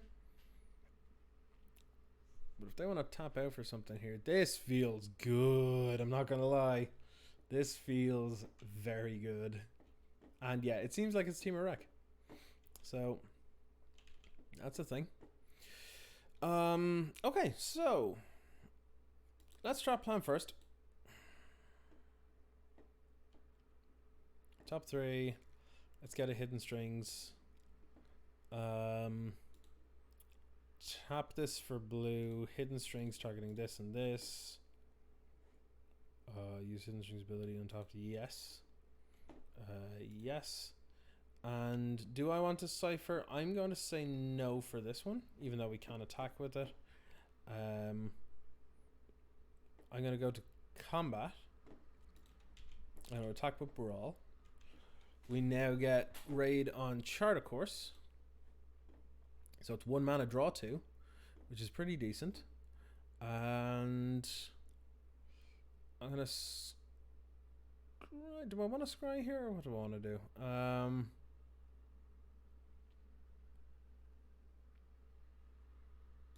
Yeah, I want to scry.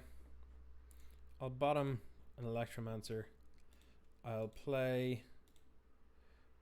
cast Discovery by tapping a blue.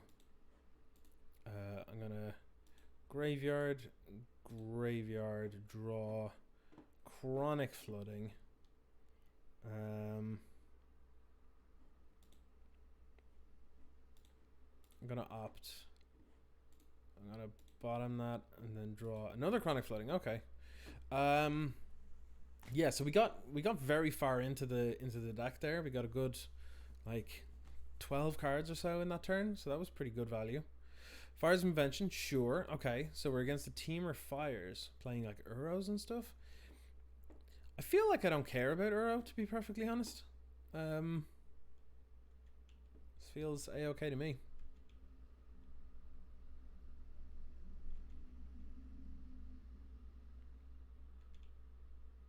I feel like if we just top deck a Breach here, we win the game. So I'm going to be digging for that.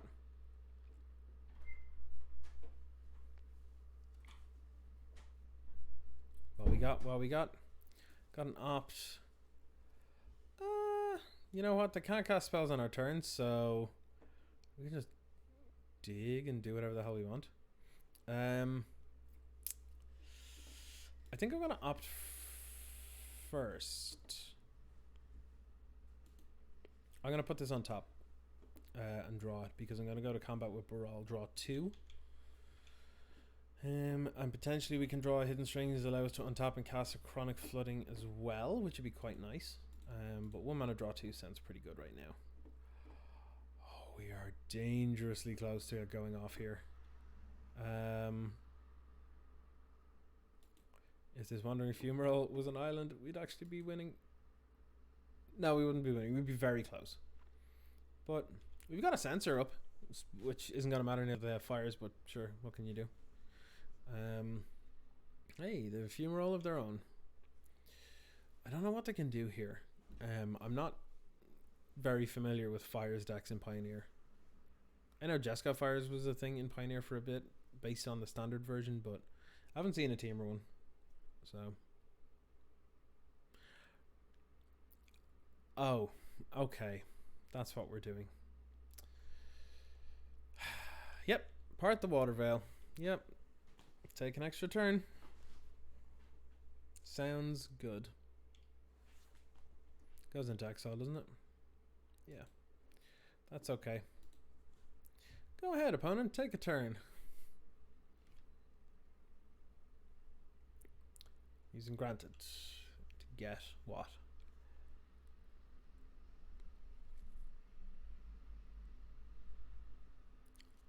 To get Thought Distortion. Oh my god. Oh my god, no. What? That is... We can't beat that. We actually can't beat that. It's uncounterable. It makes us discard our hand and then exile our graveyard. That's game. Yep. We can't beat it. Alright. Sideboard. Like, there's a chance we beat it, but it means we have to find another breach, another chronic flooding, of which we've just lost an XL2, another 2 hidden strings. Like, no, we ain't getting there. If they're going to be doing stuff like that, I feel like Crackling Drakes wouldn't be terrible here.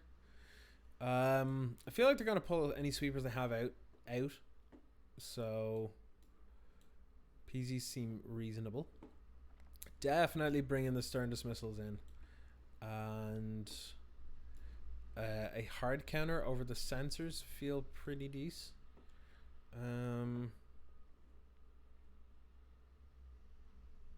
We need to cut 6 cards.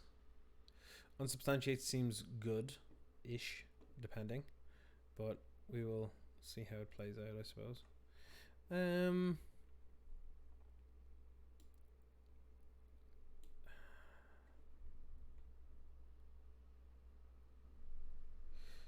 Yeah, I'm gonna pull out Chart of Course, 2 Chart of Course, 1, 2 Chronic Flooding, 1 Hidden Strings, and 1 Underworld Breach. So trim the combo a little bit in case they have good graveyard hate, and then I suppose we should probably bring in. Damping Sphere is actually pretty good in the sideboard of that deck, so. This could be pretty useful, but it also may not have many targets other than Damping Sphere, and we have stuff like Blink of an Eye. And we can counter it with a negate or something. Yeah, this is probably fine. Probably fine. Let's give it another go.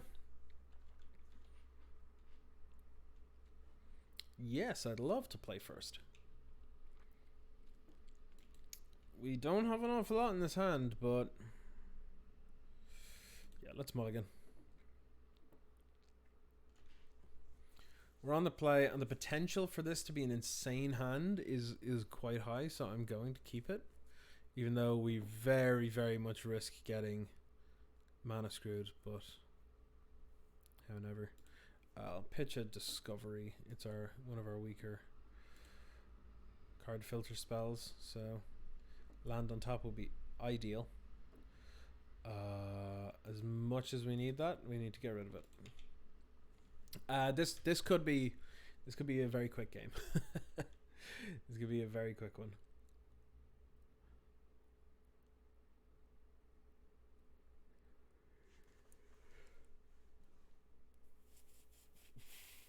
All right.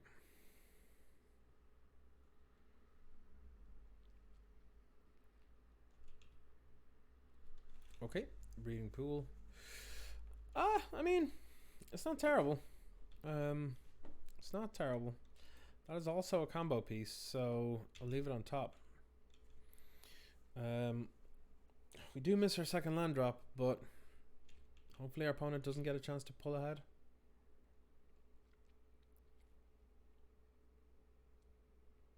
Shimmer, yeah, that's fine.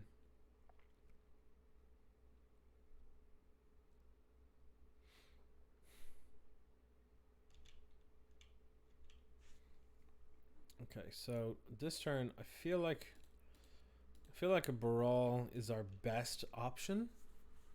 Like it's our best chance to go off. Because if we draw, ooh, what happens if we draw? What can we do this turn?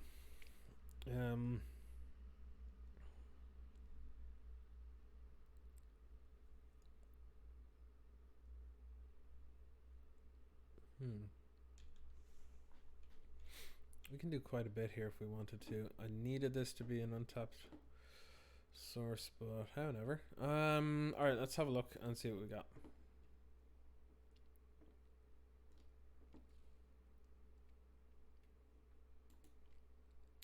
I think I'll take the island.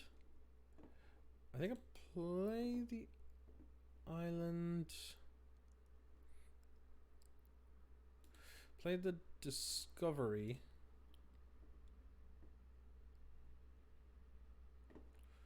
Oh, this is very good actually.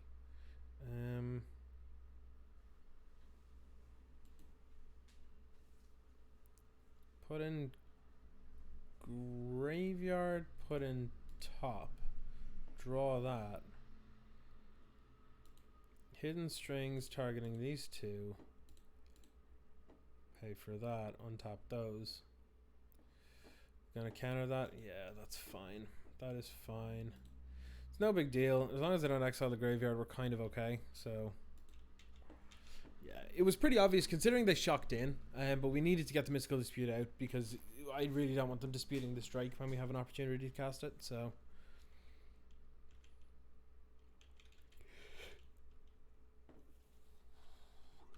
if anybody has extra budget and has yeah, they're just gonna slam fires here and we probably lose. That's unfortunate. Yep, we should have held the negate. I was getting greedy. That's probably game over. If they minus on Brawl, we have a chance. Yep, because we can now untap with Crackling Drake if we get an untapped source here. And no. Okay, so we do have the opportunity to win next turn though, so we just have to hope that they don't have it between now and then.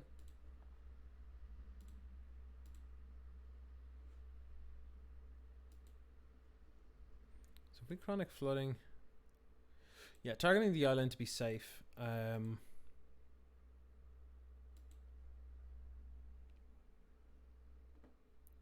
And then we're shields down for another turn, but if we're lucky, we won't die.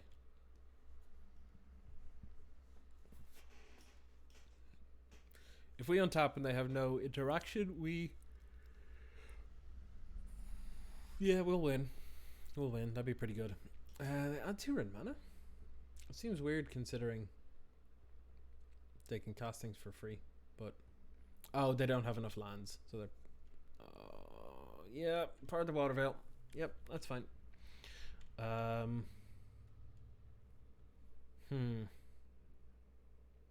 Playing Ral, Storm Conduit. What is going on? What is this deck? What is this deck? Teamer Planeswalker turns? They scryed one to the top and they're taking an extra turn. This isn't looking good for us at all.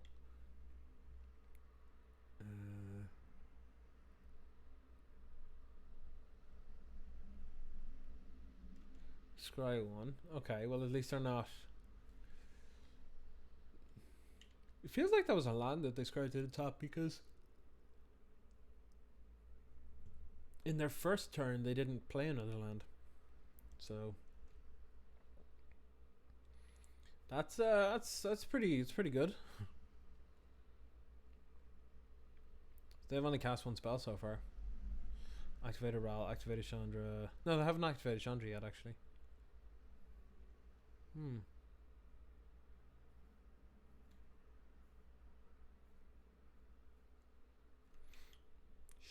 Sure. Steam vents. Okay, so yeah, we take 2. So they have a fires out now, so they can't interact with us. So we win the game?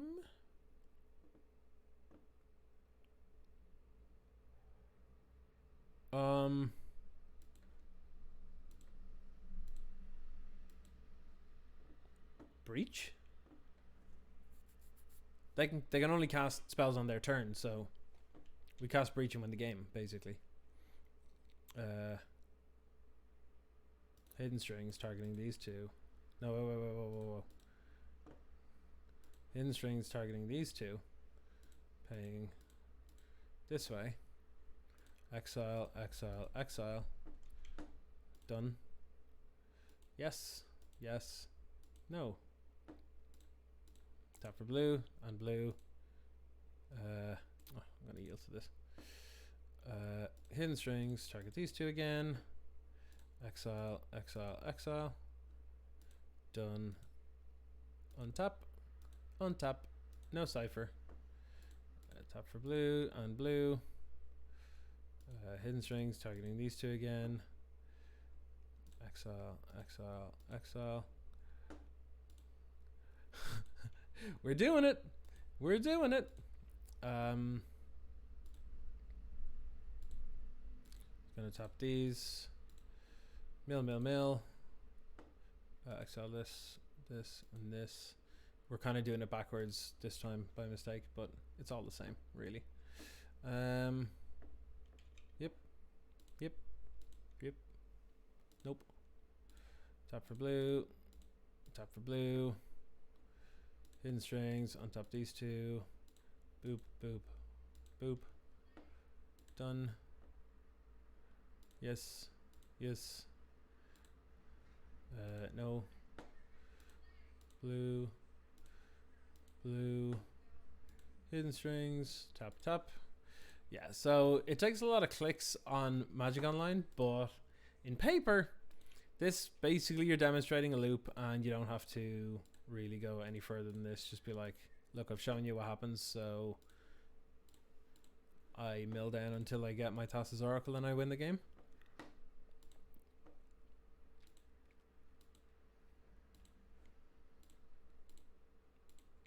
Mill.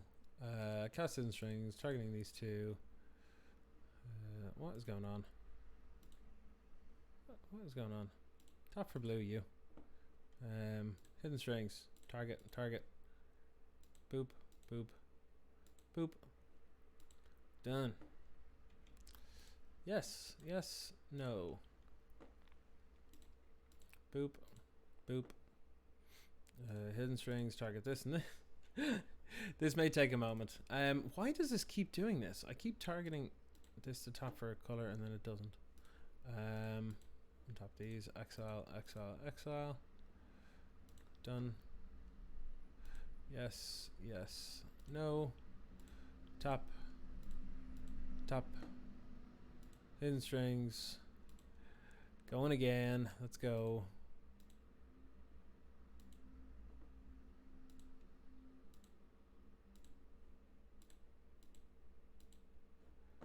One of these days we'll get the Hidden Strings, or the Thassa's Oracle is always in the last.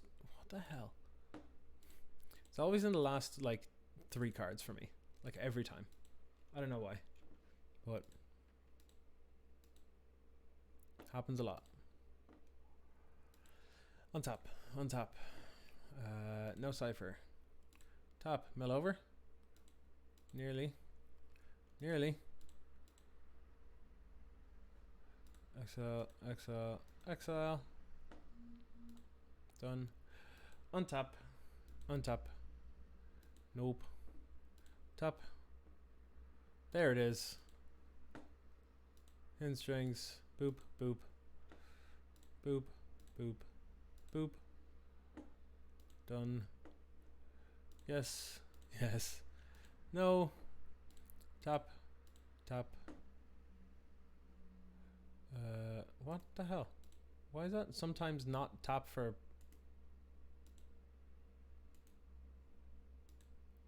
How does that work? Yeah.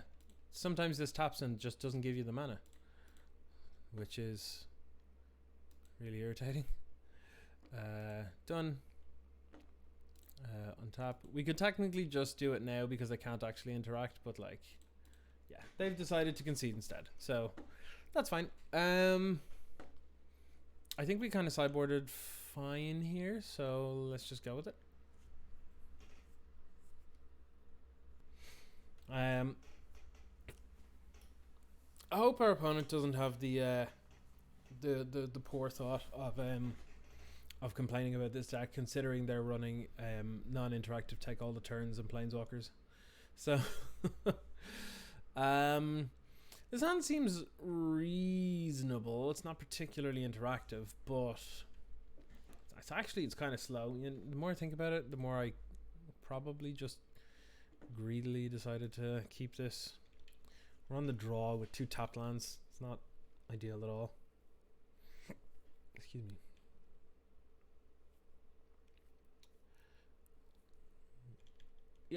Yeah, that's not what I want to see here.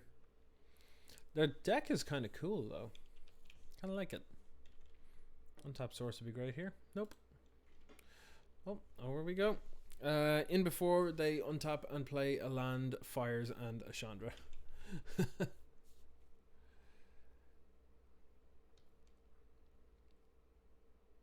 Well, there's the fires. And Ral. Okay, close enough. That's a lot of trouble for us. That's quite bad. That's quite bad. Untap source. No. Okay. What is our best out here? I think it's still just playing a mana dork and hoping we draw an untapped source this turn. But I'm not feeling particularly happy about it either way. I know we could like bounce fires or something, but that wouldn't have done a whole lot, to be honest. So not with Aral also there. So they don't have to crack this Fabled Passage. They are copying a spell. This is not good. Not good at all. They're casting Granted twice. This is bad. This is very bad. Okay, you know what? I'm gonna yield to this Ral trigger because this is gonna start getting annoying. I will yield. Yes.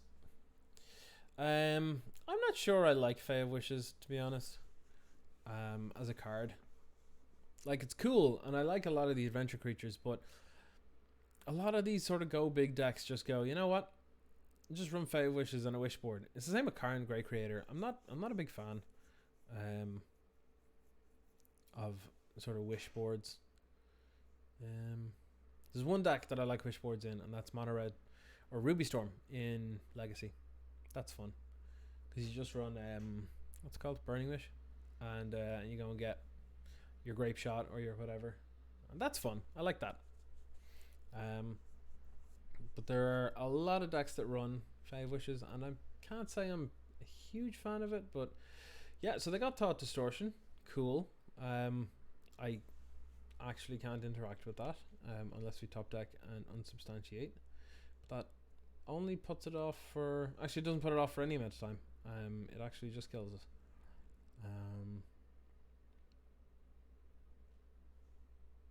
Yeah, that's really good against us. Like, really good.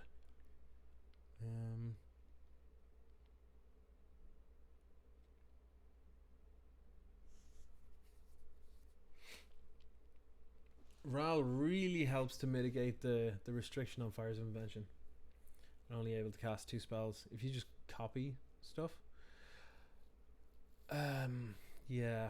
Gideon's not bad, but we can absolutely win around that.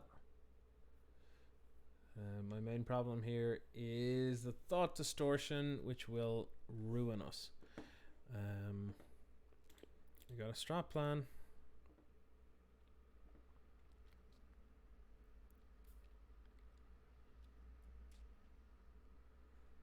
I think I take the island. I play the island. I tap it. I play hidden strings targeting these 2. Yes, untap. Yes, untap. Do I cipher here? That's the thing. Because if we cipher...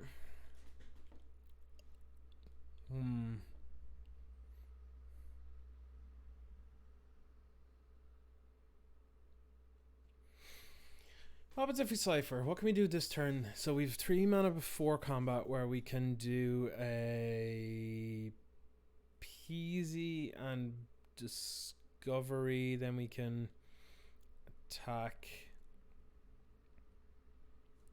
Yeah, I'll cipher. Put it onto Brawl.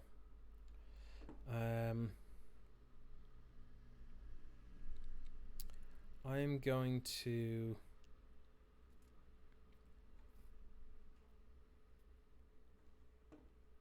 Peasy,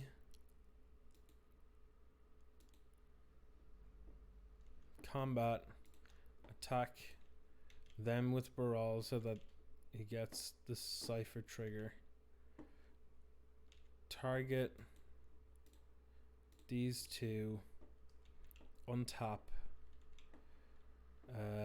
Yes, untap. Yes, untap.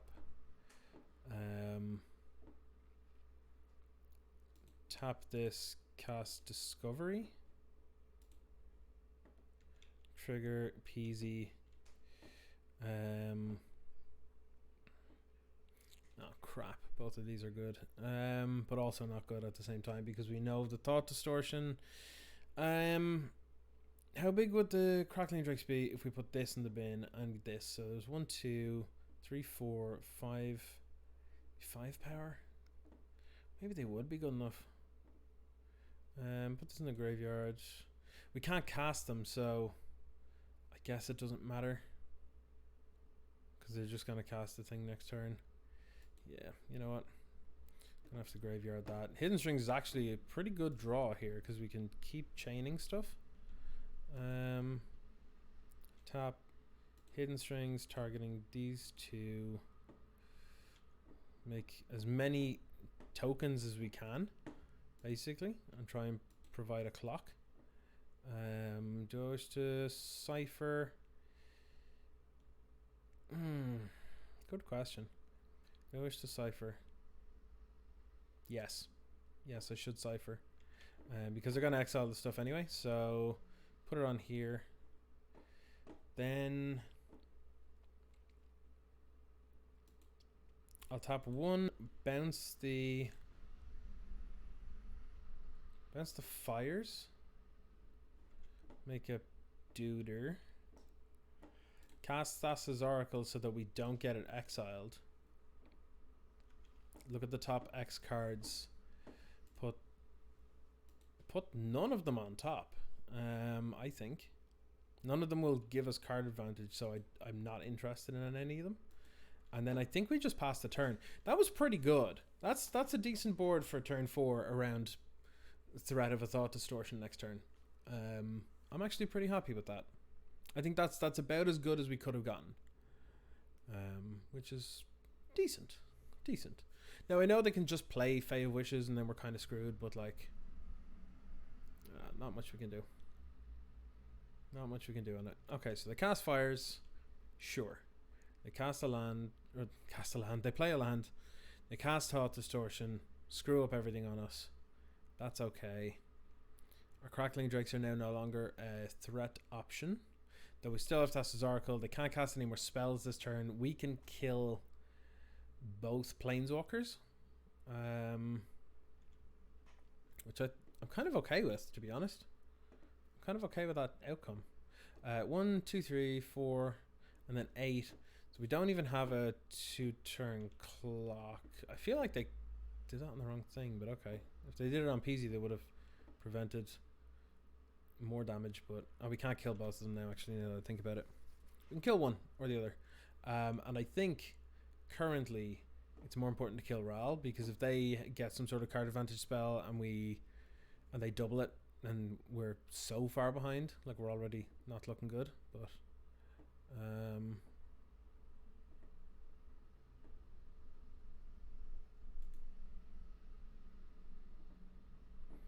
oh right, it doesn't get rid of non-creatures, or it doesn't get rid of creatures, so we still have the Crackling Drake, and it's still nice and big. So I forgot. I thought Thought Distortion was just get rid of your entire hand. I'm okay with this. I'm okay with this. We're better than I thought. We're definitely better than I thought. We just need an untapped source here. It's not, but hey, I'll take it. Go to combat.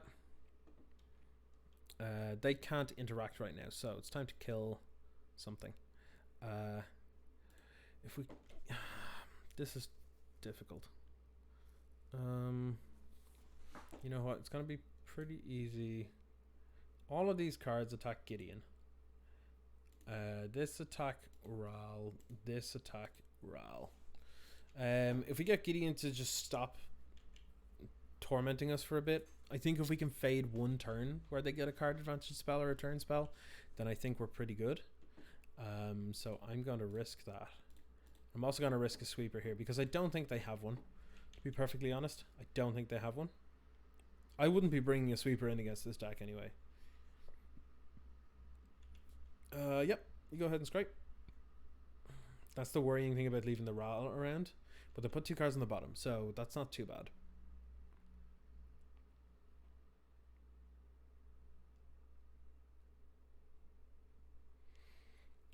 This is a tight one, but we're also, I think our biggest opponent right now, our biggest enemy is our clock. We're on 6 minutes, because there was an awful lot of thinking involved. So, yep, you know what? We're about to, I feel like we're about to lose here. Cast granted, they get 2 spells. Yep, cool. They can get a sweeper from the bin or from the graveyard. That's problematic. That's definitely problematic. Yeah, they're gonna get like an Anger of the Gods or something. Maybe a Supreme Verdict.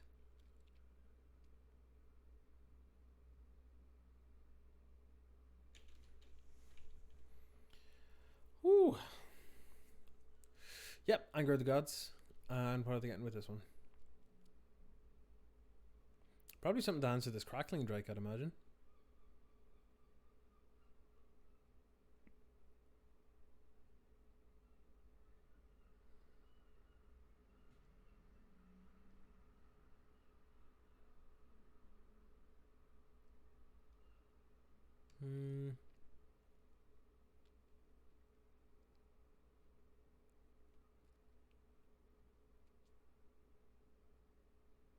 Ugin. Oh, that's bad. Yep. If we get Ugin, we're pretty dead. We are pretty dead. If they get one more land next turn, that's Ugin, and we lose. Breach doesn't do anything. That's very unfortunate. This is an unfortunate way to end the run, but hey, what can you do?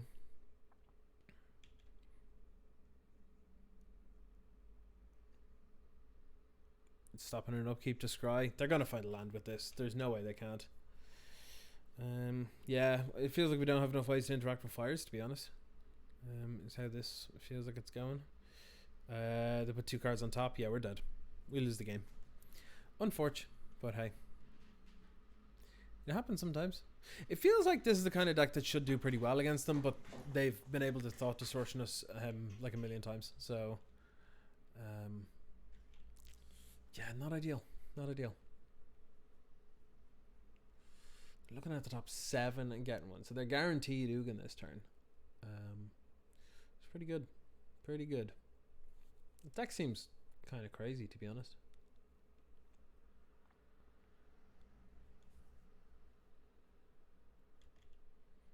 And they're scrying, yep. And they are gonna do what? What are you doing?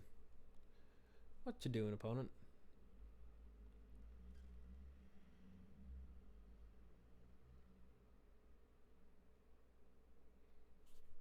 What you got?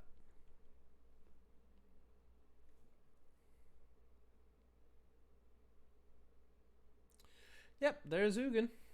Pretty much can't beat a resolved Ugin, like, at all. Especially considering their loyalty is higher than the max damage that we could do on basically anything.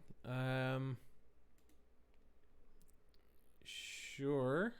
I really don't think we have any hope of anything here. But hey, we can try, I guess. Reveal it and play it and say go.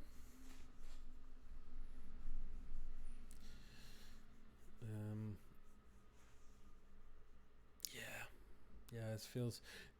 Our opponents, that kind of feels like a. Yeah, so they're going to take 2 turns here, and I'm going to concede. That'd just be a long drawn out loss for us there, unfortunately. So what did we learn about today's deck? It's pretty good, to be honest. It's susceptible to disruption. It can be hard to keep your Electromancers or Barals alive long enough to be able to get some good value out of it. But the interaction that we do have does work quite well against the things that we want to be interacting with, you know. So like slowing down clocks with that, or bouncing any problematic permanents with this, like Eidolons or something maybe, and then like sniping key game-winning pieces, like maybe a Fires of Invention or something on turn 4. That kind of thing is pretty good. We can definitely dig through the deck. We can absolutely definitely dig through the deck for sure. One of the things that can make this difficult is because the best way to essentially try and go off with this is to have one of these out and then cast the next turn, like on turn 2, play say like a Baral, and then untap and cast like Chart of Course, strategic planning, or something to dig like 10 cards down or thereabouts to try and find the pieces you need, and then untap the next turn and just win the game. That is very hard to do. Like I said, especially if you're getting disrupted a lot. And we did get Thoughtseize quite a bit. We got hit with a few counter spells, which wasn't ideal. But what would I do to change this deck at all, if at all? And the answer to that is, well, there's already like I said, there's an updated version of this, like a full price version of this, which I can bring up on screen here now. Bear with me a moment.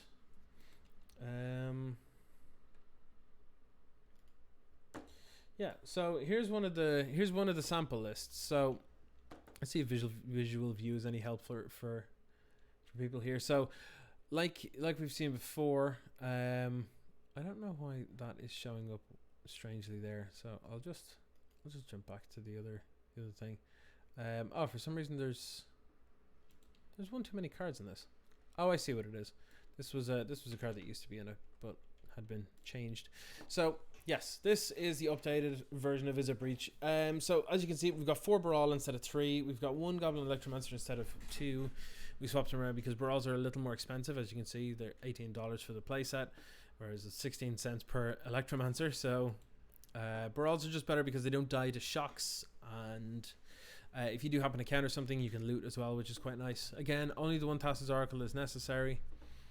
We got 4 Opt, 2 Blink of an Eye, 4 Chart of Course, 4 Hidden Strings. So everything still kind of looks the same. Izzet Charm is here in place of the Censor. It's kind of down to personal preference, to be honest. I kind of like Izzet Charm for some things. Censor is also quite nice to be able to dig with. Izzet Charm might just be the better option though. Again, slightly more expensive than than Sensor, but still. Strategic Planning, 2 Unsubstantiate, and 4 Discovery Dispersal, and then we still have the 4 Chronic Flooding and the 4 Underworld Breach. The main difference here, to be honest, is in the lands and the sideboard. So as you can see, we have the 4 Shivan Reef and everything. We do, however, only have 2 Temple of Epiphany because we have 4 Steam Vents and 4 Spiral of Canals. And then in the sideboard, we still have Stern Dismissal and Abrade and Negate and Young Pyromancer. Instead of Sweltering Suns, we have Anger of the Gods. This is a personal preference because 1 or 2 people play more graveyard focused decks in my LGS, so this is what I would choose. The Sweltering Suns, if you have it, is perfectly fine too. I run 2 Brazen Borrower in the sideboard because unlike Crackling Drake, you don't have to rely on getting stuff into the bin or anything. It's just a nice cheap little threat, which can also still bounce permanents and interact with your opponent. And then rather than the Spell Pierce and Negate, we've got 3 Mystical Dispute. So that's how I would build it. It's cool, it's fun. A lot of people don't know how to play against it. If you are in a Thoughtseize heavy metagame, however, I would not recommend this. If you want to cast lots and lots of spells while in Izzet Colors, I would definitely be going on to MTG Goldfish, going to metagame, going to Pioneer, and admittedly scrolling a little bit down, but don't think that just because it's far down in the metagame list means it's a bad deck, because it's definitely not. I went undefeated on the weekend there with some variants of Izzet Phoenix, so you can go with that too. I think it's this version here. No, this version here. Yeah, it's very similar to this. So running Secret Keepers, Thing in the Ice, Brazen Borrower, Arclight Phoenix, and then you're just casting a bunch of spells. So that's probably how I would go for an Izzet deck in general. But yeah, that's pretty cool overall. It was a very fun deck. Would I recommend playing it? If you want to get into combo decks, it is a very cheap introduction. This is only $100, and most of the cards in it will go towards other decks in Izzet Colors as well. You know, like for example, Discovery Dispersal out of all of the card filtering spells is probably the one that will see the least amount of play, but Strategic Planning is in the Lotus Breach decks and Izzet Phoenix charter courses as well, so is Opt. It's the Chronic Flooding is the main piece that you won't really see in anything else because it's just in this combo. Hidden Strings and Underworld Breach obviously see play in Lotus Breach. You have the Thassa's Oracle, which again we'll see play. These are good if you want to get into, say, Gift Storm in Modern, one of my favorite decks, possibly of all time. So you got those there, and then these are all just good interactive spells that are also just really cheap. And the mana base, a lot of these like the Sulphur Falls and the Shivan Reefs and everything, these see play in Izzet and Soul, Izzet Phoenix, Izzet anything really. So yeah, it's really good. A lot of things are, when you buy into this deck, there are a lot of pieces that are transferable between multiple different decks. So that's it for myself anyway. I'm going to sign off now. I'm going to go and try and record a video for next week. But thanks everybody for coming along. Thank you very much for the follows and the resubs. And yeah, this should be on YouTube. If you missed any or all of it, it should be on YouTube over the next couple of days. So you'll be able to catch the VOD there. And that is it for myself. So thanks everybody for watching. And until next time, take it easy and keep on jacking.